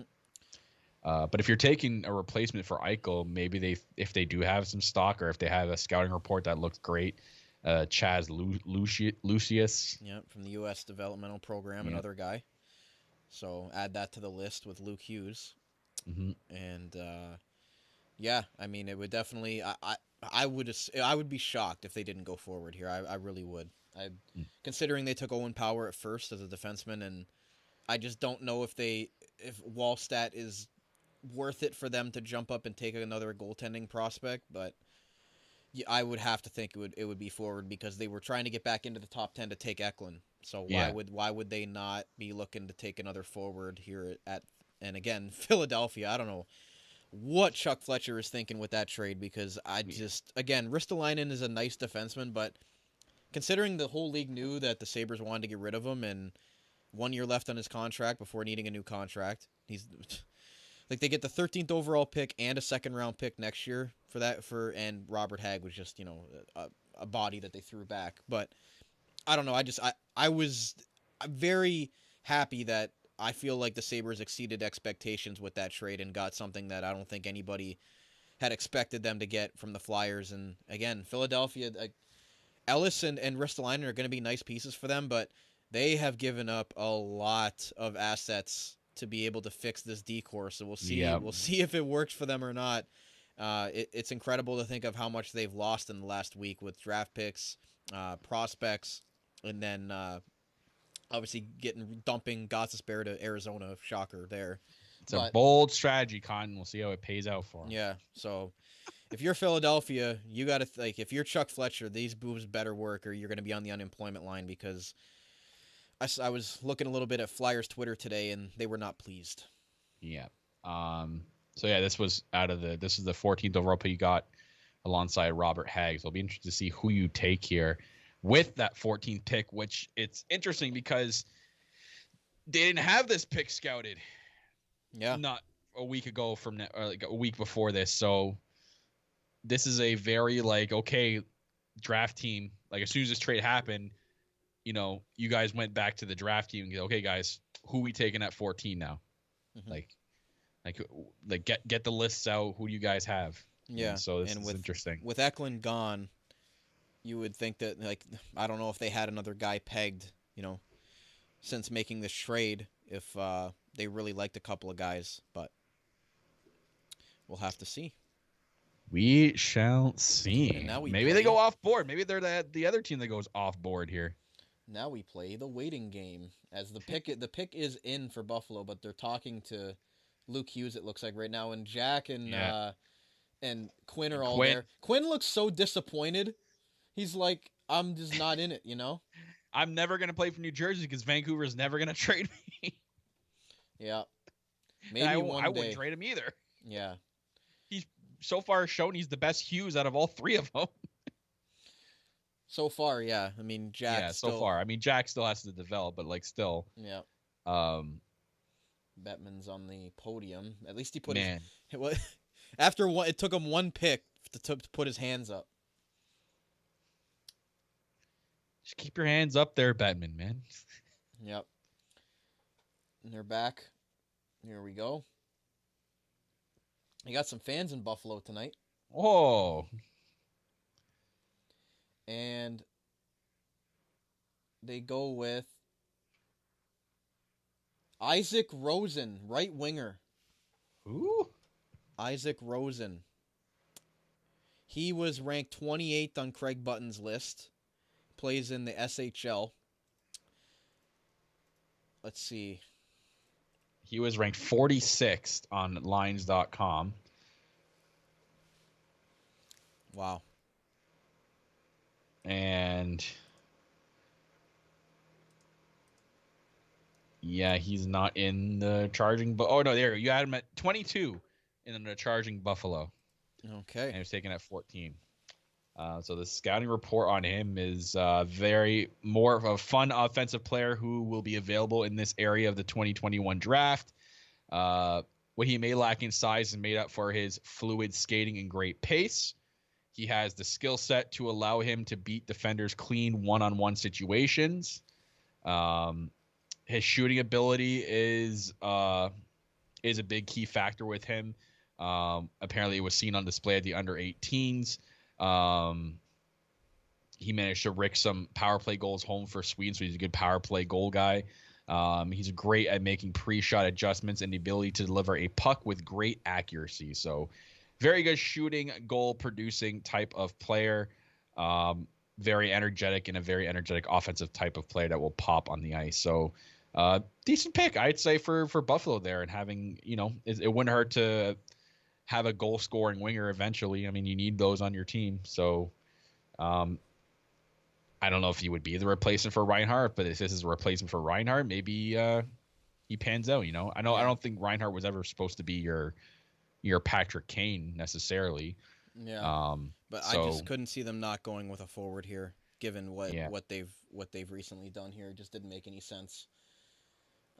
But Isaac Rosen. Yeah, again, like you mentioned, it's kind of a crapshoot from here. It's kind of like we can put guys from 15 to 30 up on the board, but for the most part, it's not going to be exactly how these mock drafts go. We don't know what the interviews went like, or what these people looking into their medical history or anything like that. Like, there's all sort of factors that we don't even know about that go on behind the scenes here. So yeah, Dallas is coming up next. So Dallas Stars, man, they're an interesting team. What are they? They're like on that fence where, like, do we retool or do we start to maybe try to rebuild and start phasing out their old players, guys like Joe Pavelski, Ben. Sagan, I still would say, has a couple more years left until they start having that conversation with him. But they are transitioning in their young players quite nicely. Guys like Guryanov, Rupe Hintz, Radek Faksa has shown some glimpse of still being pretty good for them. Jason Robertson just had an excellent year for the Dallas Stars. He's going to be an absolute stud for them. And then you have former Ice Dog. And then you have the two horses on the back end.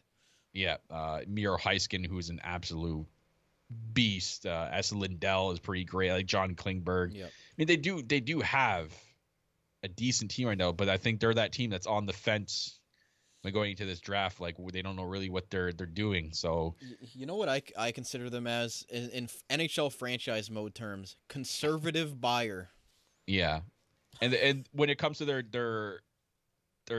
draft stock, They do have a lot of good prospects looking at their draft, like guys like Ty Dellandrea, Jacob Peterson. They have guys like Thomas Harley, Julius Honka, who, I mean, he's reached 25. I think he's still trying to figure out what kind of defenseman he is, but he was really highly touted. Kyle, I'm gonna stop you there because okay. We have a trade to announce. They traded it? And for those of you in the building, you'll be particularly interested. Traded it. Detroit?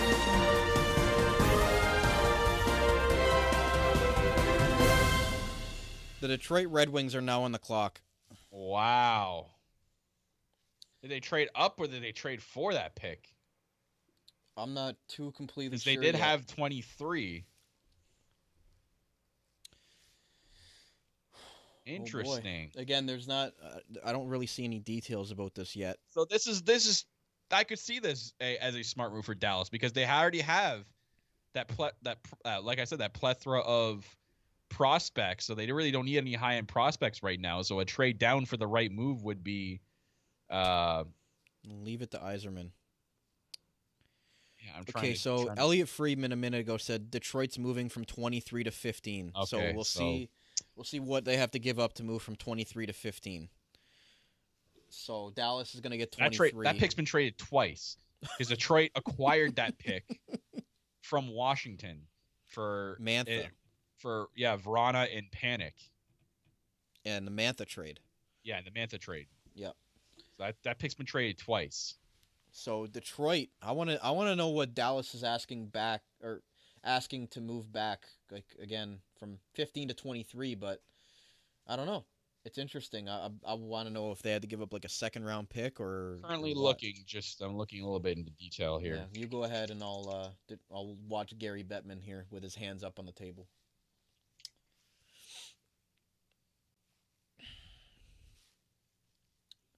Detroit with their second first round pick here. Bettman's announcing the trade, but I have it muted because, okay, here it is. All right. Dallas acquires a second round pick and a fifth round pick. So a first for 15th for 23, 48, and 138. So picks for picks. Yeah. So they get a second and a fifth to move back 8 spots. Okay. Not bad for Dallas. I mean, they pick up an extra second. And again, 15 to 23, I feel like it's a crapshoot anyway. So realistically, Dallas could probably still take one of the guys they wanted anyway, might still be there at 23 regardless. So, and they pick up another second round. Does Dallas have, can you look into Dallas? Did they have a second round pick this year? Is that why? One sec. Okay. Detroit's on the clock, but they haven't picked yet. Dallas did have a second round pick this year. Okay. They have 2/3 as well. All right. So yeah, Detroit, they got it on the screen here. Moritz Seider, Lucas Raymond, Joe Villano, Albert Johansson, Jonathan Berggren. Again, they're just loading up this prospect pool. You look at the teams in front of Detroit that were just there. Minnesota was in front of them, Boston, Edmonton, Nashville, Winnipeg, St. Louis, and the Rangers, and now Dallas. So this is either a strategic move because they have someone on their list who they think one of those teams is going to pick them. Maybe it's the goalie. Yeah. I mean, he's the clear best available left right now, right? Yeah. So I would probably say goalie because I'm looking. I mean, Philip Larson is one of their goalie prospects. Yeah, I'm not really too sure what the goalie prospect situation is like in Detroit. Obviously, they just got Nedeljkovic, who's primed, I guess, to be their goalie of the future because Greiss only has, I'm assuming, a few more years, but he only got 1 year on his contract. So obviously, it's Nedeljkovic, and I don't see anyone else coming up joining Nedeljkovic from their like Calvin Picard. Like who's going to come up and? And again, we know goalies take a while, so by the time Nedeljkovic plays, 4 years or whatever, this guy might be ready at that point. So. I think they go goalie here. I'm going to go with that. I think they're going to take the goalie, either that or as the board's up there. I mean, Fabian Lysell, maybe they had some. Again, it all comes in terms of their scouting profile. I mean, Sevchkov, because they have a Sevchnikov. Maybe there's a connection there. Probably not. I just, but given the what this draft is like and kind of a crapshoot in the middle here, I don't know why they would trade up unless it wasn't for the top guy that's left on the board. yeah, and that's the goalie. And that's Wallstat. So Yeah. again, I just could not see Detroit moving up right now unless they wanted to take the best available that wouldn't be there in 7 picks.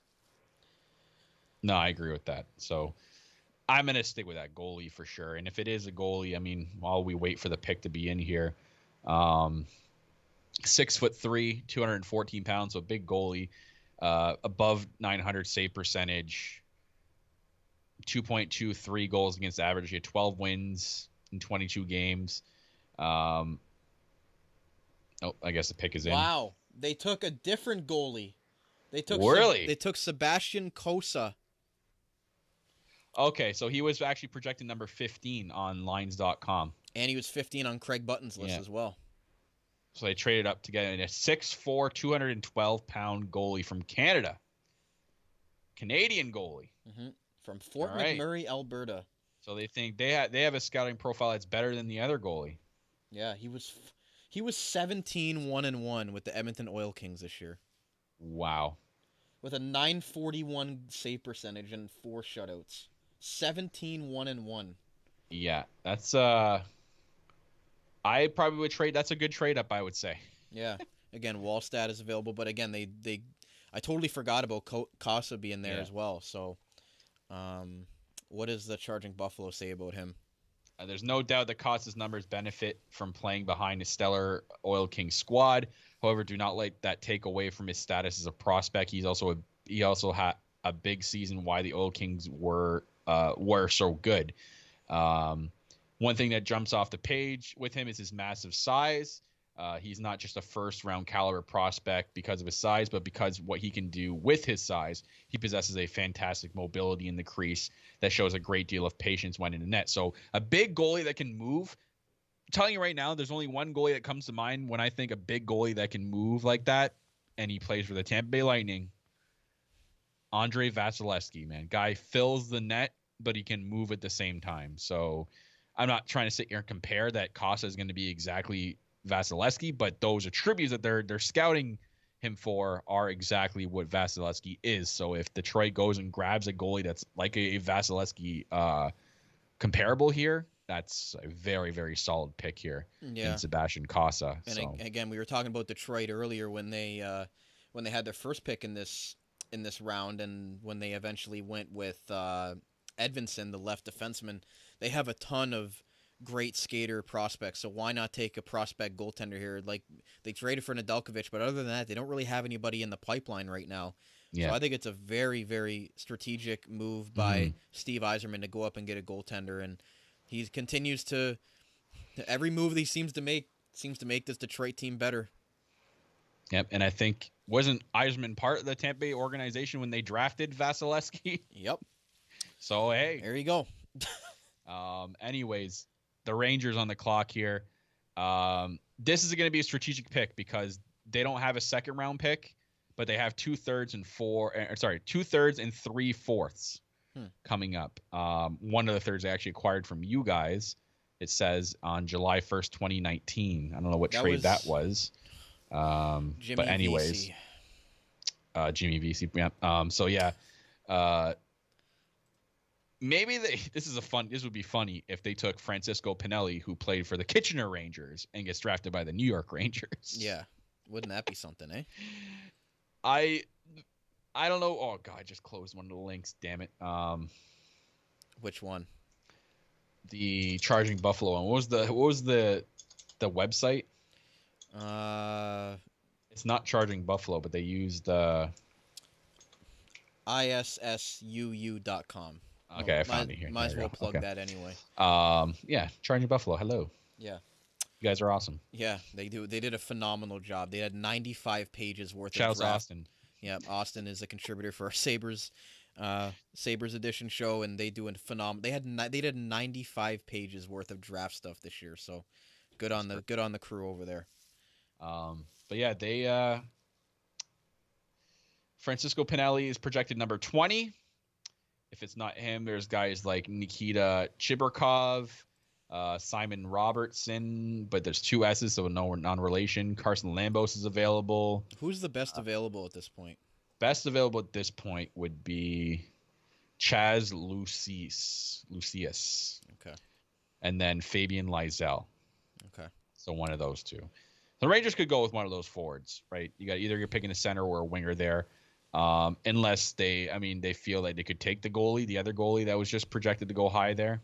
Yeah. Looking at the Rangers goalie situation, though, prospect-wise, not really great in the stock, but they have already a great goalie with Alexander Georgiev and Igor Shesterkin. So, yeah, which Shesterkin does need a contract, which I believe they're going to 100% be re-signing because I believe he's probably the better out of the two. Yeah, he's been their prospect goalie forever. So yeah. So it'll be interesting to see what they do with this pick. I'm intrigued. It'll be strategic. I think it's very strategic because if they're in the Jack Eichel sweepstakes, they're obviously going to be giving up some top-end prospects in that trade. So it'd be interesting to think if they go forward, which forward are they giving up to Buffalo? And if they go defenseman, which D-man are they giving up to Buffalo? Maybe making that phone call and saying, okay, who do you guys like right now that we can take and we can include in the trade? And again, I'm sorry, Rangers Twitter and Rangers fans, but they don't want to seem to give up anything of significance for Jack Eichel because they just seem to overvalue their players like no other fan base that I've ever seen. So, again, they're making guys like Capo Caco untouchable, trying to acquire Jack Eichel. Caco's been struggling hard, too. I don't know. He improved in his second year, but you can't tell me that a guy, if Jack Eichel's available, that a guy like Capo Caco is not in the deal. The deal. Like, and Keandre Miller is unavailable. Like, come on, guys. Like, what are we talking about here? And who are you guys giving up? Brandon Lemieux? Like this? No, they're Jack Eichel. Krapsev, Hedel, Braden Schneider, all available. Like, those are nice pieces, but when you're acquiring a potential top 10 player in the league like Jack Eichel, you're gonna have to fork up more. Like, one of your top prospects, not your second level tier prospects. I think you're giving up a prospect, a pick. Maybe a guy like a Ryan Strome. But again, that would be they'd have to take some salary back because Eichel's making $10 million. But you're not trading Jack Eichel in the Eastern Conference unless you get a farm because you don't want to play against that guy. The Sabres would prefer to trade him out west if they do make that move. So I think the Rangers have to raise their offer here or they're not making the trade. I'm sorry, Montreal fans. Y'all ain't getting Jack Eichel. I saw them in the quote-unquote mix. Tires. Y'all ain't getting Jack Eichel. I love the whole they kick tires thing. That's always pretty funny. Chris Drury is making the pick for the Rangers. And I wonder how bittersweet this is for Jeff Gorton because he's on that panel right now, and he picked or he just got fired. He's just hoping they pick like the worst available player, like the next bust. They took Brendan Othman from Flint in the OHL, a guy that we got to watch play last year. I guess 2 years ago. I thought that name sounded familiar. Yeah, Brendan. So he was projected number 18, taken at 16 on Lines.com. From the Flint Firebirds, solid player. Yeah. From what I remember, he was a solid player. Ranked number 15 on the Charging Buffalo. One of the best goal-scoring prospects available in the class, hoisting a lethal shot and can beat the goalie from anywhere. I do remember him having a really, really nice shot. Combination of lightning quick hands, diverse rush attack, and allowing him to get in the areas to use his shot. So, nice player for the Rangers here if they can develop him right. He's definitely going to be probably a long. Not when I say long project, I don't mean like 5 to 8 years like goalies take. When I say long project for players, that's then that 1 to 2 to possibly 3 year range. So, a guy that's not going to make the NHL out of the first year, but in a year or two, you might see him on the rags. We'll see. It all depends if they can develop right. And you can have like the most studly OHL career ever, like the last 2 years of your OHL career, but then end up being like Connor Brown in the NHL right now because he had over 100 points in those last 2 years in the OHL. So you never know with the transition. So, there's with these picks now, it's almost like, they could be great, but you got to see how they transition well. But the scouting report looks pretty decent on him, Rags fan. So I wouldn't. He loves to get involved physically during his play. So I mean, he's got the right tools, man. He's got the tools, and when you got the tools in place, well, they took a winger, so maybe the Capo Caco is available now. Yeah, Offman's the replacement. Yeah, there you go. Oh, Rangers fans. Recent first-round picks: Othman, Lafreniere, Schneider, Kako, Kraptsev, Keandre Miller, and Niels Lundqvist. Not bad at all. Again, solid. Career resume. They're talking to Jeff Gorton. Of course, they got to rub salt in the wound by asking him about the Rangers prospect pool. This poor guy. Yeah, so St. Louis on the clock now. Where do they go? Because we don't know the status of Tarasenko. We assume he's going to get traded somewhere. They just acquired Buchnevich, which was a heck of an acquisition from the Rangers. They have a ton of re-signing to do. Mike Hoffman needs to be re-signed. Tyler Bozak, if they choose to keep him. Jaden Schwartz needs a contract. Ivan Barbashev needs a contract. Pavel Buchnevich, who they just traded for, needs a contract. Zachary Sanford needs a contract. Jordan Kyrou needs a contract. Robert Thomas needs a contract. They got some work to do. And the thing about that is those were all forwards. So do they go with forward here? Because they probably can't re-sign every single one of those guys. No. Looking at their prospect pool, they took Jake Neighbors last year.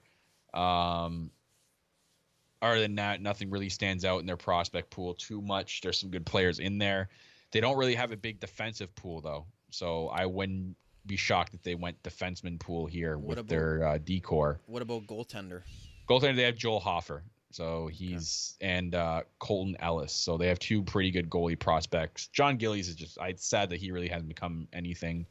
But as of right now, I'd say, they go defenseman, possibly reach for Carson Lambos, perhaps. If not, they're taking the goalie. Or not the goalie. Best forward available. Lucius is available. Lucius, yeah. It's either Lambos or Lucius for sure on this pick. Pick is in for St. Louis, 17. Bettman is up there. Hi, Bettman. How are you? Winnipeg, Nashville, Edmonton up next. So again, we're getting into the playoff teams now. And it's tough with those picks, right? Some of those teams are built for right now too, so it's almost those teams go into these drafts like best available forward. They look good. Our scouts say, okay, let's take them because they're already good teams, right?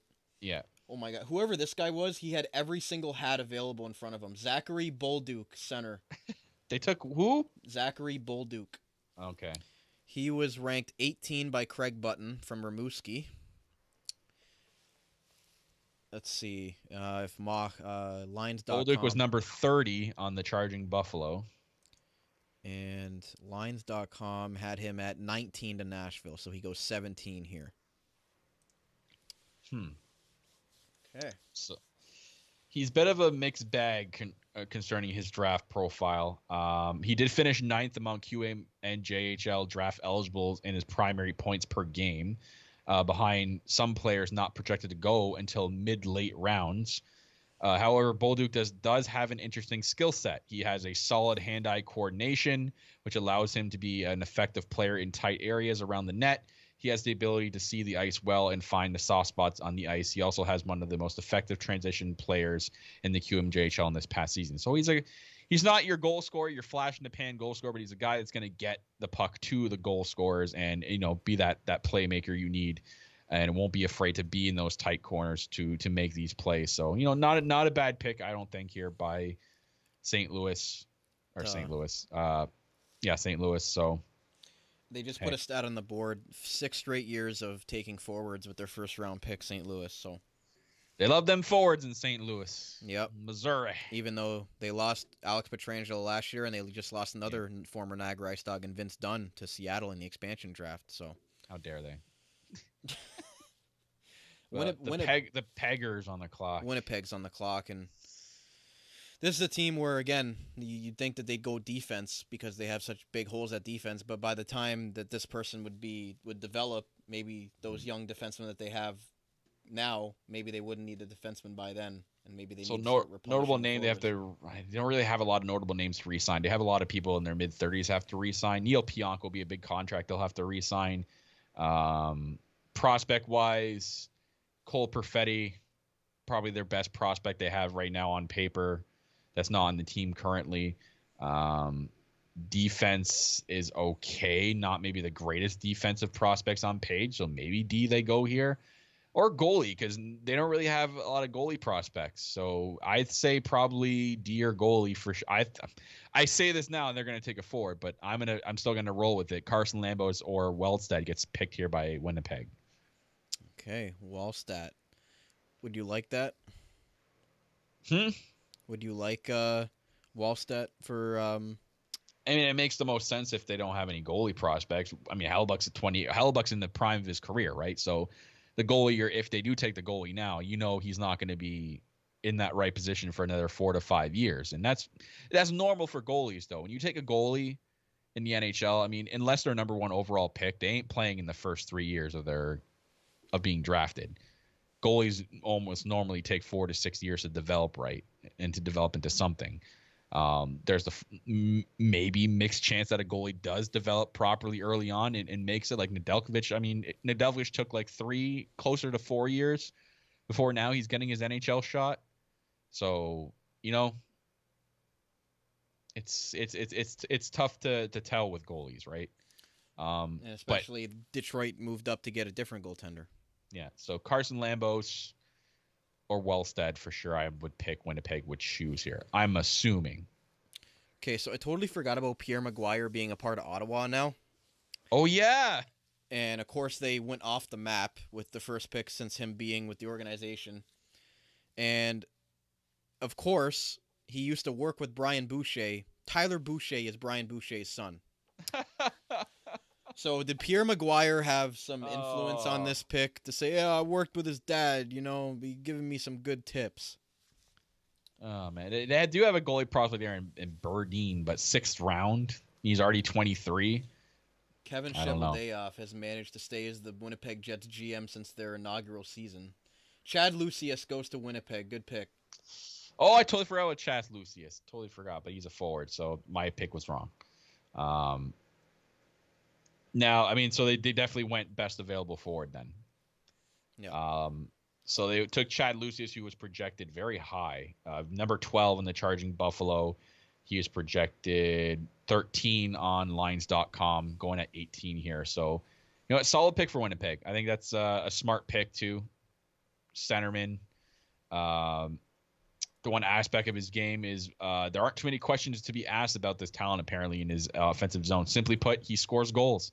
He's a goal-scoring centerman. Basic point in being that he had 26 goals and 12 assists and 38 points in it in his the 2020-2021 campaign with the U.S. development team. So a goal-scoring goal-scoring centerman, pretty good. He's actually efficient on the defensive side as well. So this is a nice pick for Winnipeg. Very, very nice pick. Yeah, again, a guy that was supposed to go right outside the top 10. Solid. Yep. They get him at 18. So why do they have Nashville as blue when literally you go watch a Nashville game and everything is yellow? Unless it's their vintage blue jersey, which was my favorite, that like silver and blue jersey that they had. But that literally looks almost the same color blue as Winnipeg. Yeah. Like, why do they do that? Speaking of Nashville, they took the goalie last year with their first round pick. Yep. They take another goalie. They're just gonna go back-to-back years with goalies. If there's a team to do it, I wouldn't put it past Nashville. Although it wouldn't make a lot of sense, but they're also a team I think trying to figure out where they are on the Richter scale when it comes to retooling and retooling and that's the word I'm looking for. They're trying to become contenders again. That's retooling, or what's the other word when you're rebuilding? Rebuilding. My God, I can't believe I blanked out there. They aren't even really rebuilding because they have so many big contracts. They can't really rebuild. That's what I mean. They're on the scale of, do we start retooling more or do we start phasing into that rebuild mode? Mm-hmm. But they have a lot of great players right now. Like, they have a lot of young great players. So it'll be interesting to see where they go with this pick. Obviously, shout out again to another former Ice Dog, Philip Tomasino, who's one of their top prospects, if not their best top prospect, alongside guys like Cody Glass, Yusuf Parasainen, Thomas Novak. Looking more And here. then Askarov, the goaltender prospect they took last year. They've got Fabro up now, who was a prospect for them for a long time, but now he's been called up. Which is weird. I don't see Askarov on their non-roster either. Why don't I see him? Is he not signed? No, it doesn't even show him as an RFA or a UFA. Yeah, maybe he's not signed yet. So they draft him, but they haven't given him a contract Yeah. yet. And, interesting. Yeah, so they've got a few prospects up now. Like you've got Tolvanen up. Tomasino's probably going to get called up. Yakov Trenin might get a shot. So you'd think that they'd probably be going forward here because they kept 5 defensemen in the expansion draft. So it seems like they really want to replenish the forwards because they didn't want to lose any defensemen there. Yeah, and they do have $20 million in cap, but they do, in projected cap space. But they do have to re-sign Eli Tolvanen to a contract. Michael Granlund, if they're keeping him, Eric Howla, Ben Harper, if they do decide. Dante Fabro needs a contract. UC Saros needs a contract because right now they have no goalies because Rene retired. Mm-hmm. And they got a bunch of people down in the AHL they have to re-sign as well, which really doesn't really cost that much. So Nashville's interesting here. I'm not sure what they do with this pick. Maybe, like you said, defenseman. No, I think they go forward. To be honest. Forward, sorry. I think they go forward, but is anybody sticking out right now? Like, is there anybody on the best available that's an outlier right now, other than the goaltender? Wallstat, number 7 on Craig Button's list. Or Sveshkov. Fedor Sveshkov was number 6 on Craig Button's list. Him, Cole Sillinger was taken. Bolduc was taken. Coronado was taken. Wyatt Johnston's available. Coronado was taken. Zachary Lahuru from Halifax. Logan Stankoven. Simon Robertson. Francisco Pinelli.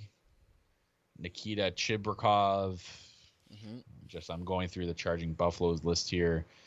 I'm going through Craig Button's. It's about the same as far as Atu Ratty. Like they could. I think it's either they pick from the names we just listed, or they're gonna go way off the board here.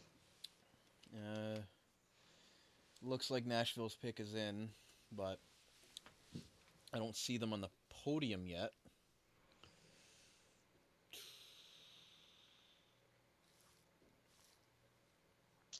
I don't see any trades coming through. Yeah. We're at 2 hours of recording, so I don't know how much longer we're going to be able to stay on the air here, but again, 32 picks. It's still a long way to go here. Yeah. It's already 10 o'clock. And this draft's going until midnight. Yeah, and I apologize to everybody, but I can't sit on here and do this for another 2 hours after doing it. Like we've just reached basically the halfway point a couple of picks ago. Yeah. And I need to eat dinner. Yeah. Hey, so, health is more important. Let's wait for Boston. And talking about what Florida's going to take at 24. No, we're gonna see Boston at 21 so that we can just end off on a high note, I guess, with a team that we Boston's a high note with a team that we both love. In the Boston Bruins. Although this year I hate another team more than Boston. Seattle? Clearly, because I'm wearing a sweater. Yeah. And they couldn't even take a Leaf for you to like over there. Like, McCann was literally not even a Leaf for, 3 days? He hadn't even stepped foot in the arena yet. So, like, he wasn't even I don't even consider him a Leaf. Yeah, so you can't even... He's like Olli Jokinen. You can't even get a Kraken jersey of the guy they took from the Leafs because he really wasn't even a Leaf. He basically was Olli Jokinen. He was here... he was here, on paper. Yeah. Never physically stepped in anywhere. Yeah. They're talking to Yzerman. I mean, Nashville's pick has been in for a while. I don't know what's going on here. I don't know why they're not picking. They really want to know his strategic... I think Yzerman's strategic move and moving up. That's probably why. Because they didn't get to talk to him about that move up. Yeah, I guess so. I thought it'd be Little Caesars as a sponsor behind him. Why is it Meijer? Meijer is a grocery store in in Michigan. Meyer. I mean, yeah, you'd think Little Caesars would be their main sponsor. I mean, it is of their building, but Yeah, literally, I was there once, and there was literally a Little Caesars around literally every corner of that building. they went from the Joe to the dough. Like, you go to the bathroom, and there's a Little Caesars oven in there. Yeah. Not Probably. really, but I've been there too. It's a nice arena. it is nice. It is beautiful. But did the rest of Detroit? I don't know. But no. No. Nashville again. What is the holdup here? There we go. Bettman's at the podium. It's like the NFL where we got to sit here and wait with the pick in for like 7 more minutes. That's not. I feel like that's not really fair. But I doubt teams can be like, oh no, come back here. We're changing our pick. Yeah. There's David Poyle now. I guess he went outside because there's a bunch of Nashville fans outside the arena.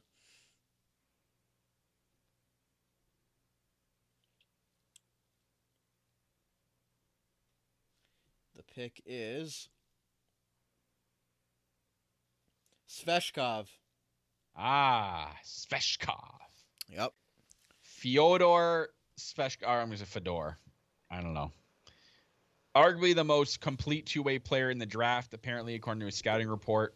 Russian center, a style very similar to Anton Lundell, boasting a very mature game, second highest league in Russia.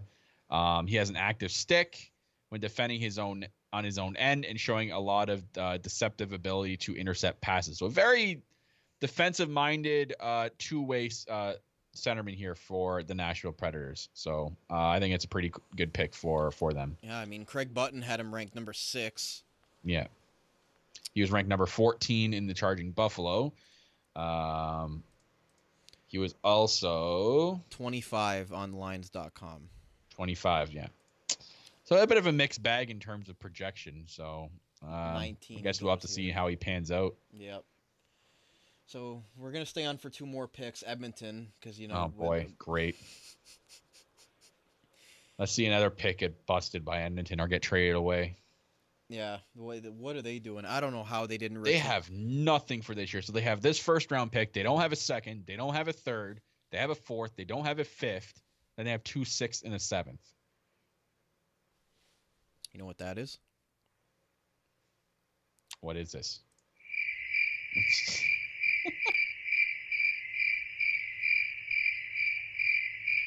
I got nothing to say about Edmonton. I don't know. They're kind of like, it's weird. My team's kind of fallen into the Edmonton limbo. Like, you get to a certain point and don't know how to get past it. Like, Edmonton gets to a certain point, they don't know how to become that playoff contending team. My team finally gets to the playoffs, but they become that team that gets to the playoffs but loses in the first round every single year. So it's kind of like they need to figure out what to do. So with this pick, I don't know where they go. I mean, shout outs to one of their pick, Kirill Maximov, former Ice Dog. I mean, some of their picks are not too bad. They've got a lot of forwards coming off the books. Yeah, so I'm intrigued to see where they go with this pick. Their goalie prospect is fine. They have Olivier Rodrigue and Stuart Skinner in the helm, so they do have to re-sign a few players. Nothing too crazy. Maybe Tyson Barrie does need a contract. Slater Kukuk. Tyler Ennis needs a contract. Jujay Harakiara. Kaylor Yamamoto needs a contract. Dominic Cahoon needs a contract. And they only have $9 million in cap space. So yeah, and they've got a couple of big re-signs next year. Darnell Nurse needs a contract, and Jesse Puljujarvi needs a contract next year. So and they take on Duncan Keith's $5.5 million cap hit. Smart move. I loved Ken Holland's press conference when he was asked why Duncan Keith really wanted to go to Western Canada and Chicago really wanted to get rid of him. Why didn't you think about retaining salary? And Ken Holland's response was, "What, did you want me to get him for free?" So I kind of feel bad for you Edmonton fans because now I can I can't say I know how you feel because I don't hate my GM. I just hate my team because they don't know how to get over that first round hump. And I don't know what it's going to take to do that. But I know how you feel when you're frustrated at your team because I'm frustrated at my team. Looking at the clearly, team, wearing the Seattle Kraken sweater. You're repping that now. What did you think of the expansion draft? like the? Did you like It was interesting. There's a lot of weird picks. There No, are but a I lot mean, of picks like, where I'm like, okay. I mean, like their merch and like where they did it, like by the sea or the ocean. That was creative. I think that was creative. That's cool. I knew they were gonna do something crazy, right? Like, I wouldn't say they're trying to compete with Vegas because Vegas, obviously, with all their theatrics and everything that they do, it's insane. They didn't do. I mean, Vegas had a stage. They went on stage and announced all their picks. So they're beating them in terms of creativity with announcing their picks, right? I don't know if COVID wasn't a thing, it would have been the same way, like a stage and everything. But I don't know. I thought it was pretty cool. Again, weird picks too. I think the big bombshell everyone was talking about though was like the Carey Price thing when he was made available, and according to Ron Francis, they did quote unquote kick tires and thinking about picking him. I don't know. Like, if you put yourself in Francis' shoes, would you have picked Carey Price? Because I'm one of those people that I think I would have taken him. You would have taken him? I would have taken him. I would have sacrificed the other picks I was gonna do and take Carey Price.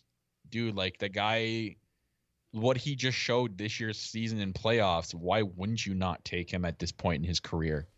I know he's got a big contract, but you need to get to the cap floor, and that would have been a smart way to get to the cap floor. And then, I mean, look what they did with the rest of the draft when they didn't take Carey Price. They could have done the same thing while taking Carey Price. They didn't build a playoff ready team now. They went very conservative, and they could have done exactly the same way if they had taken Carey Price. Yeah, and he would have sold some tickets. He's from Western Canada. Would have been interesting. Okay, so Edmonton just traded down. What? The Wild moved up 2 spots and gave up a third. They went from 22 to 20 and gave up a third. So What do the Wild want? Did they really think that Boston was going to take their pick of whoever? Yeah. Because that's obviously what happened. Was this a Brian Burke in Toronto situation on the floor? Because it doesn't look like Edmonton really wanted anybody if they were willing to trade out. So Minnesota must have thought that Boston was going to take their guy. So they were willing to give up their 3rd round pick to move up 2 spots. Essentially leapfrog Boston 1 spot. I mean, I don't know how the pick isn't in for Minnesota yet if they made that trade. I'm looking at their prospect pool. So they're not taking the goalie because they do have Hunter Jones. Defensive prospects, they have a couple of decent ones. Forward prospects, pretty good. Obviously, Marco Rossi was a big one. They could go forward. I think they go forward. Ivan Law. I mean, they got Ivan Lania. Shout outs to him, former Ice Dog as well. Marco Rossi. Oh, my Google in the other room heard me. I don't know why I didn't say Google. Okay, Google, stop. Nice. I don't know why it went. What was it that made it go off? I don't know. I didn't say anything close to the name. Anyways, I think they go forward. I wouldn't be shocked they went forward. They're not taking the goalie, unless they thought that Boston was taking Carson Lambos. Yeah, like what did they think Boston had up their sleeve here to move up? I mean, if you'd think Boston would be taking some guy that's a little bit truculent, you know? No, Boston's taking a guy that's from Boston. Would Boston take the goaltender? Yeah, or going to Boston University. So we're gonna have to look down the list and see who's from Boston. Maybe Minnesota's taking the guy from Boston. I don't know.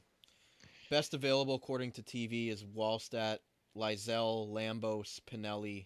So Lysell is going to be either Lysell, Lambos, or Pinelli. One of those 3, my guess. Unless they're going off the board. Like maybe they knew Boston was going off the board with a pick. And it was the same pick as Minnesota. Obviously, because why would you give up a third to move up 1 spot essentially? So this is a very, very interesting move up here. So interesting enough, the Hughes brothers have become the first American trio in NHL history to all be selected in the 1st round, by the way. Wow. Yeah. And where was Luke taken? Luke was taking at number 4. So then, aren't they all top 10 picks? Because I'm pretty sure Quinn was like 8, Jack was 1, and he was 4. Top 10 picks, not even just first. That's nuts. Unless there was another trio of them. Yeah, that mean both. Yeah, because that wouldn't have made sense. I don't know why they didn't just put that too, but So Minnesota I'm not the Instagram person for TSN. Minnesota's also a team rumored to Jack Eichel. So if they trade Matthew Boldy or a Marco Rossi in a trade for Jack Eichel, you'd think they'd be going forward here to replenish that. Yep, that's true. Oh, it's an interesting pick. Pick is in. Yo, why isn't our boy Ivan Ladnia not on that top prospects board? I'm kind of upset about that. Got to prove himself first. Wow, I am very upset with that. They have a guy on there that has no draft year, no round over Ivan Ladnia. It's unfortunate, eh? You know what? Maybe we should end it. I don't want to see Boston. It's gonna be someone from Massachusetts or Boston University. Billy or Guerin. Boston College. Bill Guerin he's shown that he's willing to make moves to tough decisions. He bought out Parise and Suter, even though they're gonna have a huge cap penalty next year. He had to do it though. Those guys' contracts are horrible.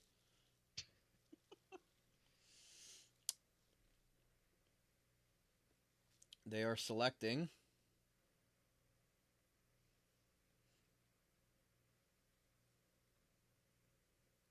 Come on, Bill Guerin. What are you talking about? And he's not even making the pick.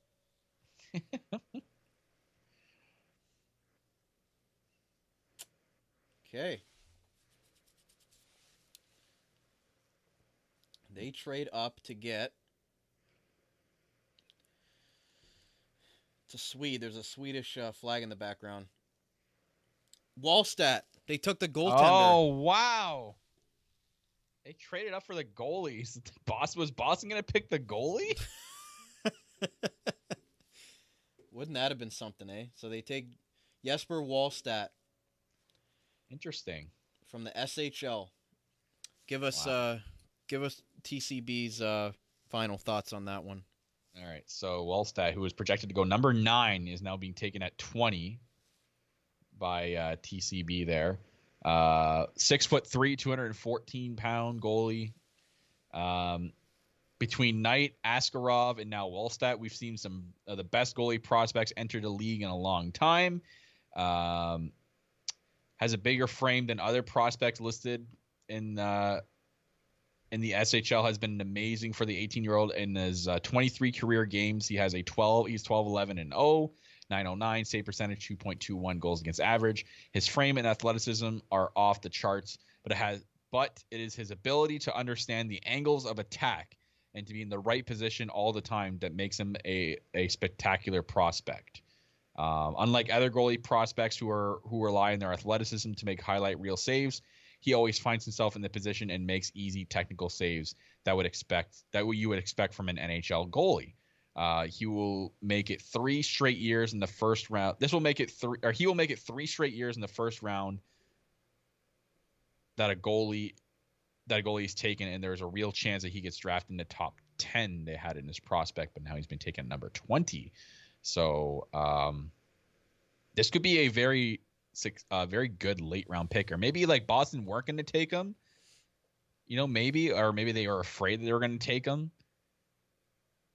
And really, man, they I don't know. This is weird. I don't know if Boston would have taken this goalie.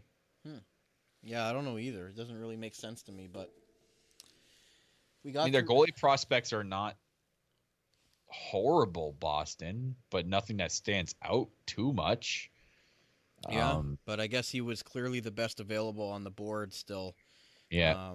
Number 7 on Craig Button's list, and even Sveshkov was taken by Nashville at night. He was the 6th ranked by Craig Button. So a couple of guys here drop into 19 and 20 that were projected top 10.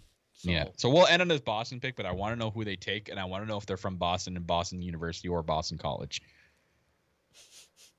I just want to know if they do take someone from that. Then we can end on that. Okay.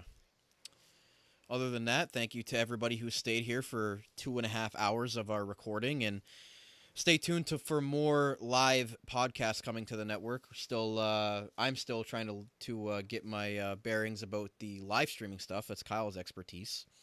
So our first trial run tonight went well. So hopefully we can continue to do that with our live YouTube videos. So one more time, give us some love on the YouTube side of things. Hit that like button, hit subscribe, and hit that bell icon for all updates on future videos that we post on this network. We'd really appreciate it. We're getting to 1,000 subs, so help us get there. Doing some gaming content. I'm going to start doing some gaming content as well. Kyle's already knees deep in his franchise mode stuff. I'm sure when NHL 22 comes around, we're going to be doing some more of that as well. So a lot of interesting interactive stuff coming to the network with the video stuff and the gaming content. So hell yeah. Yep, a lot of good stuff coming up. A minute left for Boston, but I don't know what the deal is with going these guys. Massachusetts. Guarantee they have a history of doing that. Lizell would be my thoughts here. I don't know. I don't think he's from Boston. And they're still on the clock here. 50 seconds left. Did Minnesota really ruin their plans that much, where they really wanted the goaltender? This kind of looks like maybe they were going for Wallstead. Interesting. Don Sweeney doesn't look to be in a very much of a hurry. It looks like they're still kind of conversing over this. You've got Cam Neely over there in the back. All right, screw it. Let's just go with the first guy that's from Boston University. He's going in the 7th round. I don't care. Take him now. Yep. Their last first-round picks, or their top prospects, I guess. They have Swayman, John Beecher. I mean, they don't even have Jack Studnicka on this list for some reason. But so you think Fabian Lysell? I would assume so. The pick is in for Boston. Last one of the night for us here. So Fabian Lysell, Francisco Pinelli, or Atu Radi, I'm going to go with.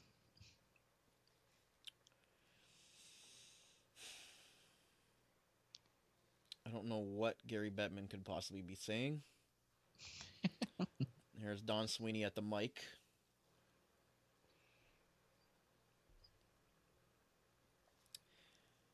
Here it is, Fabian Lysell.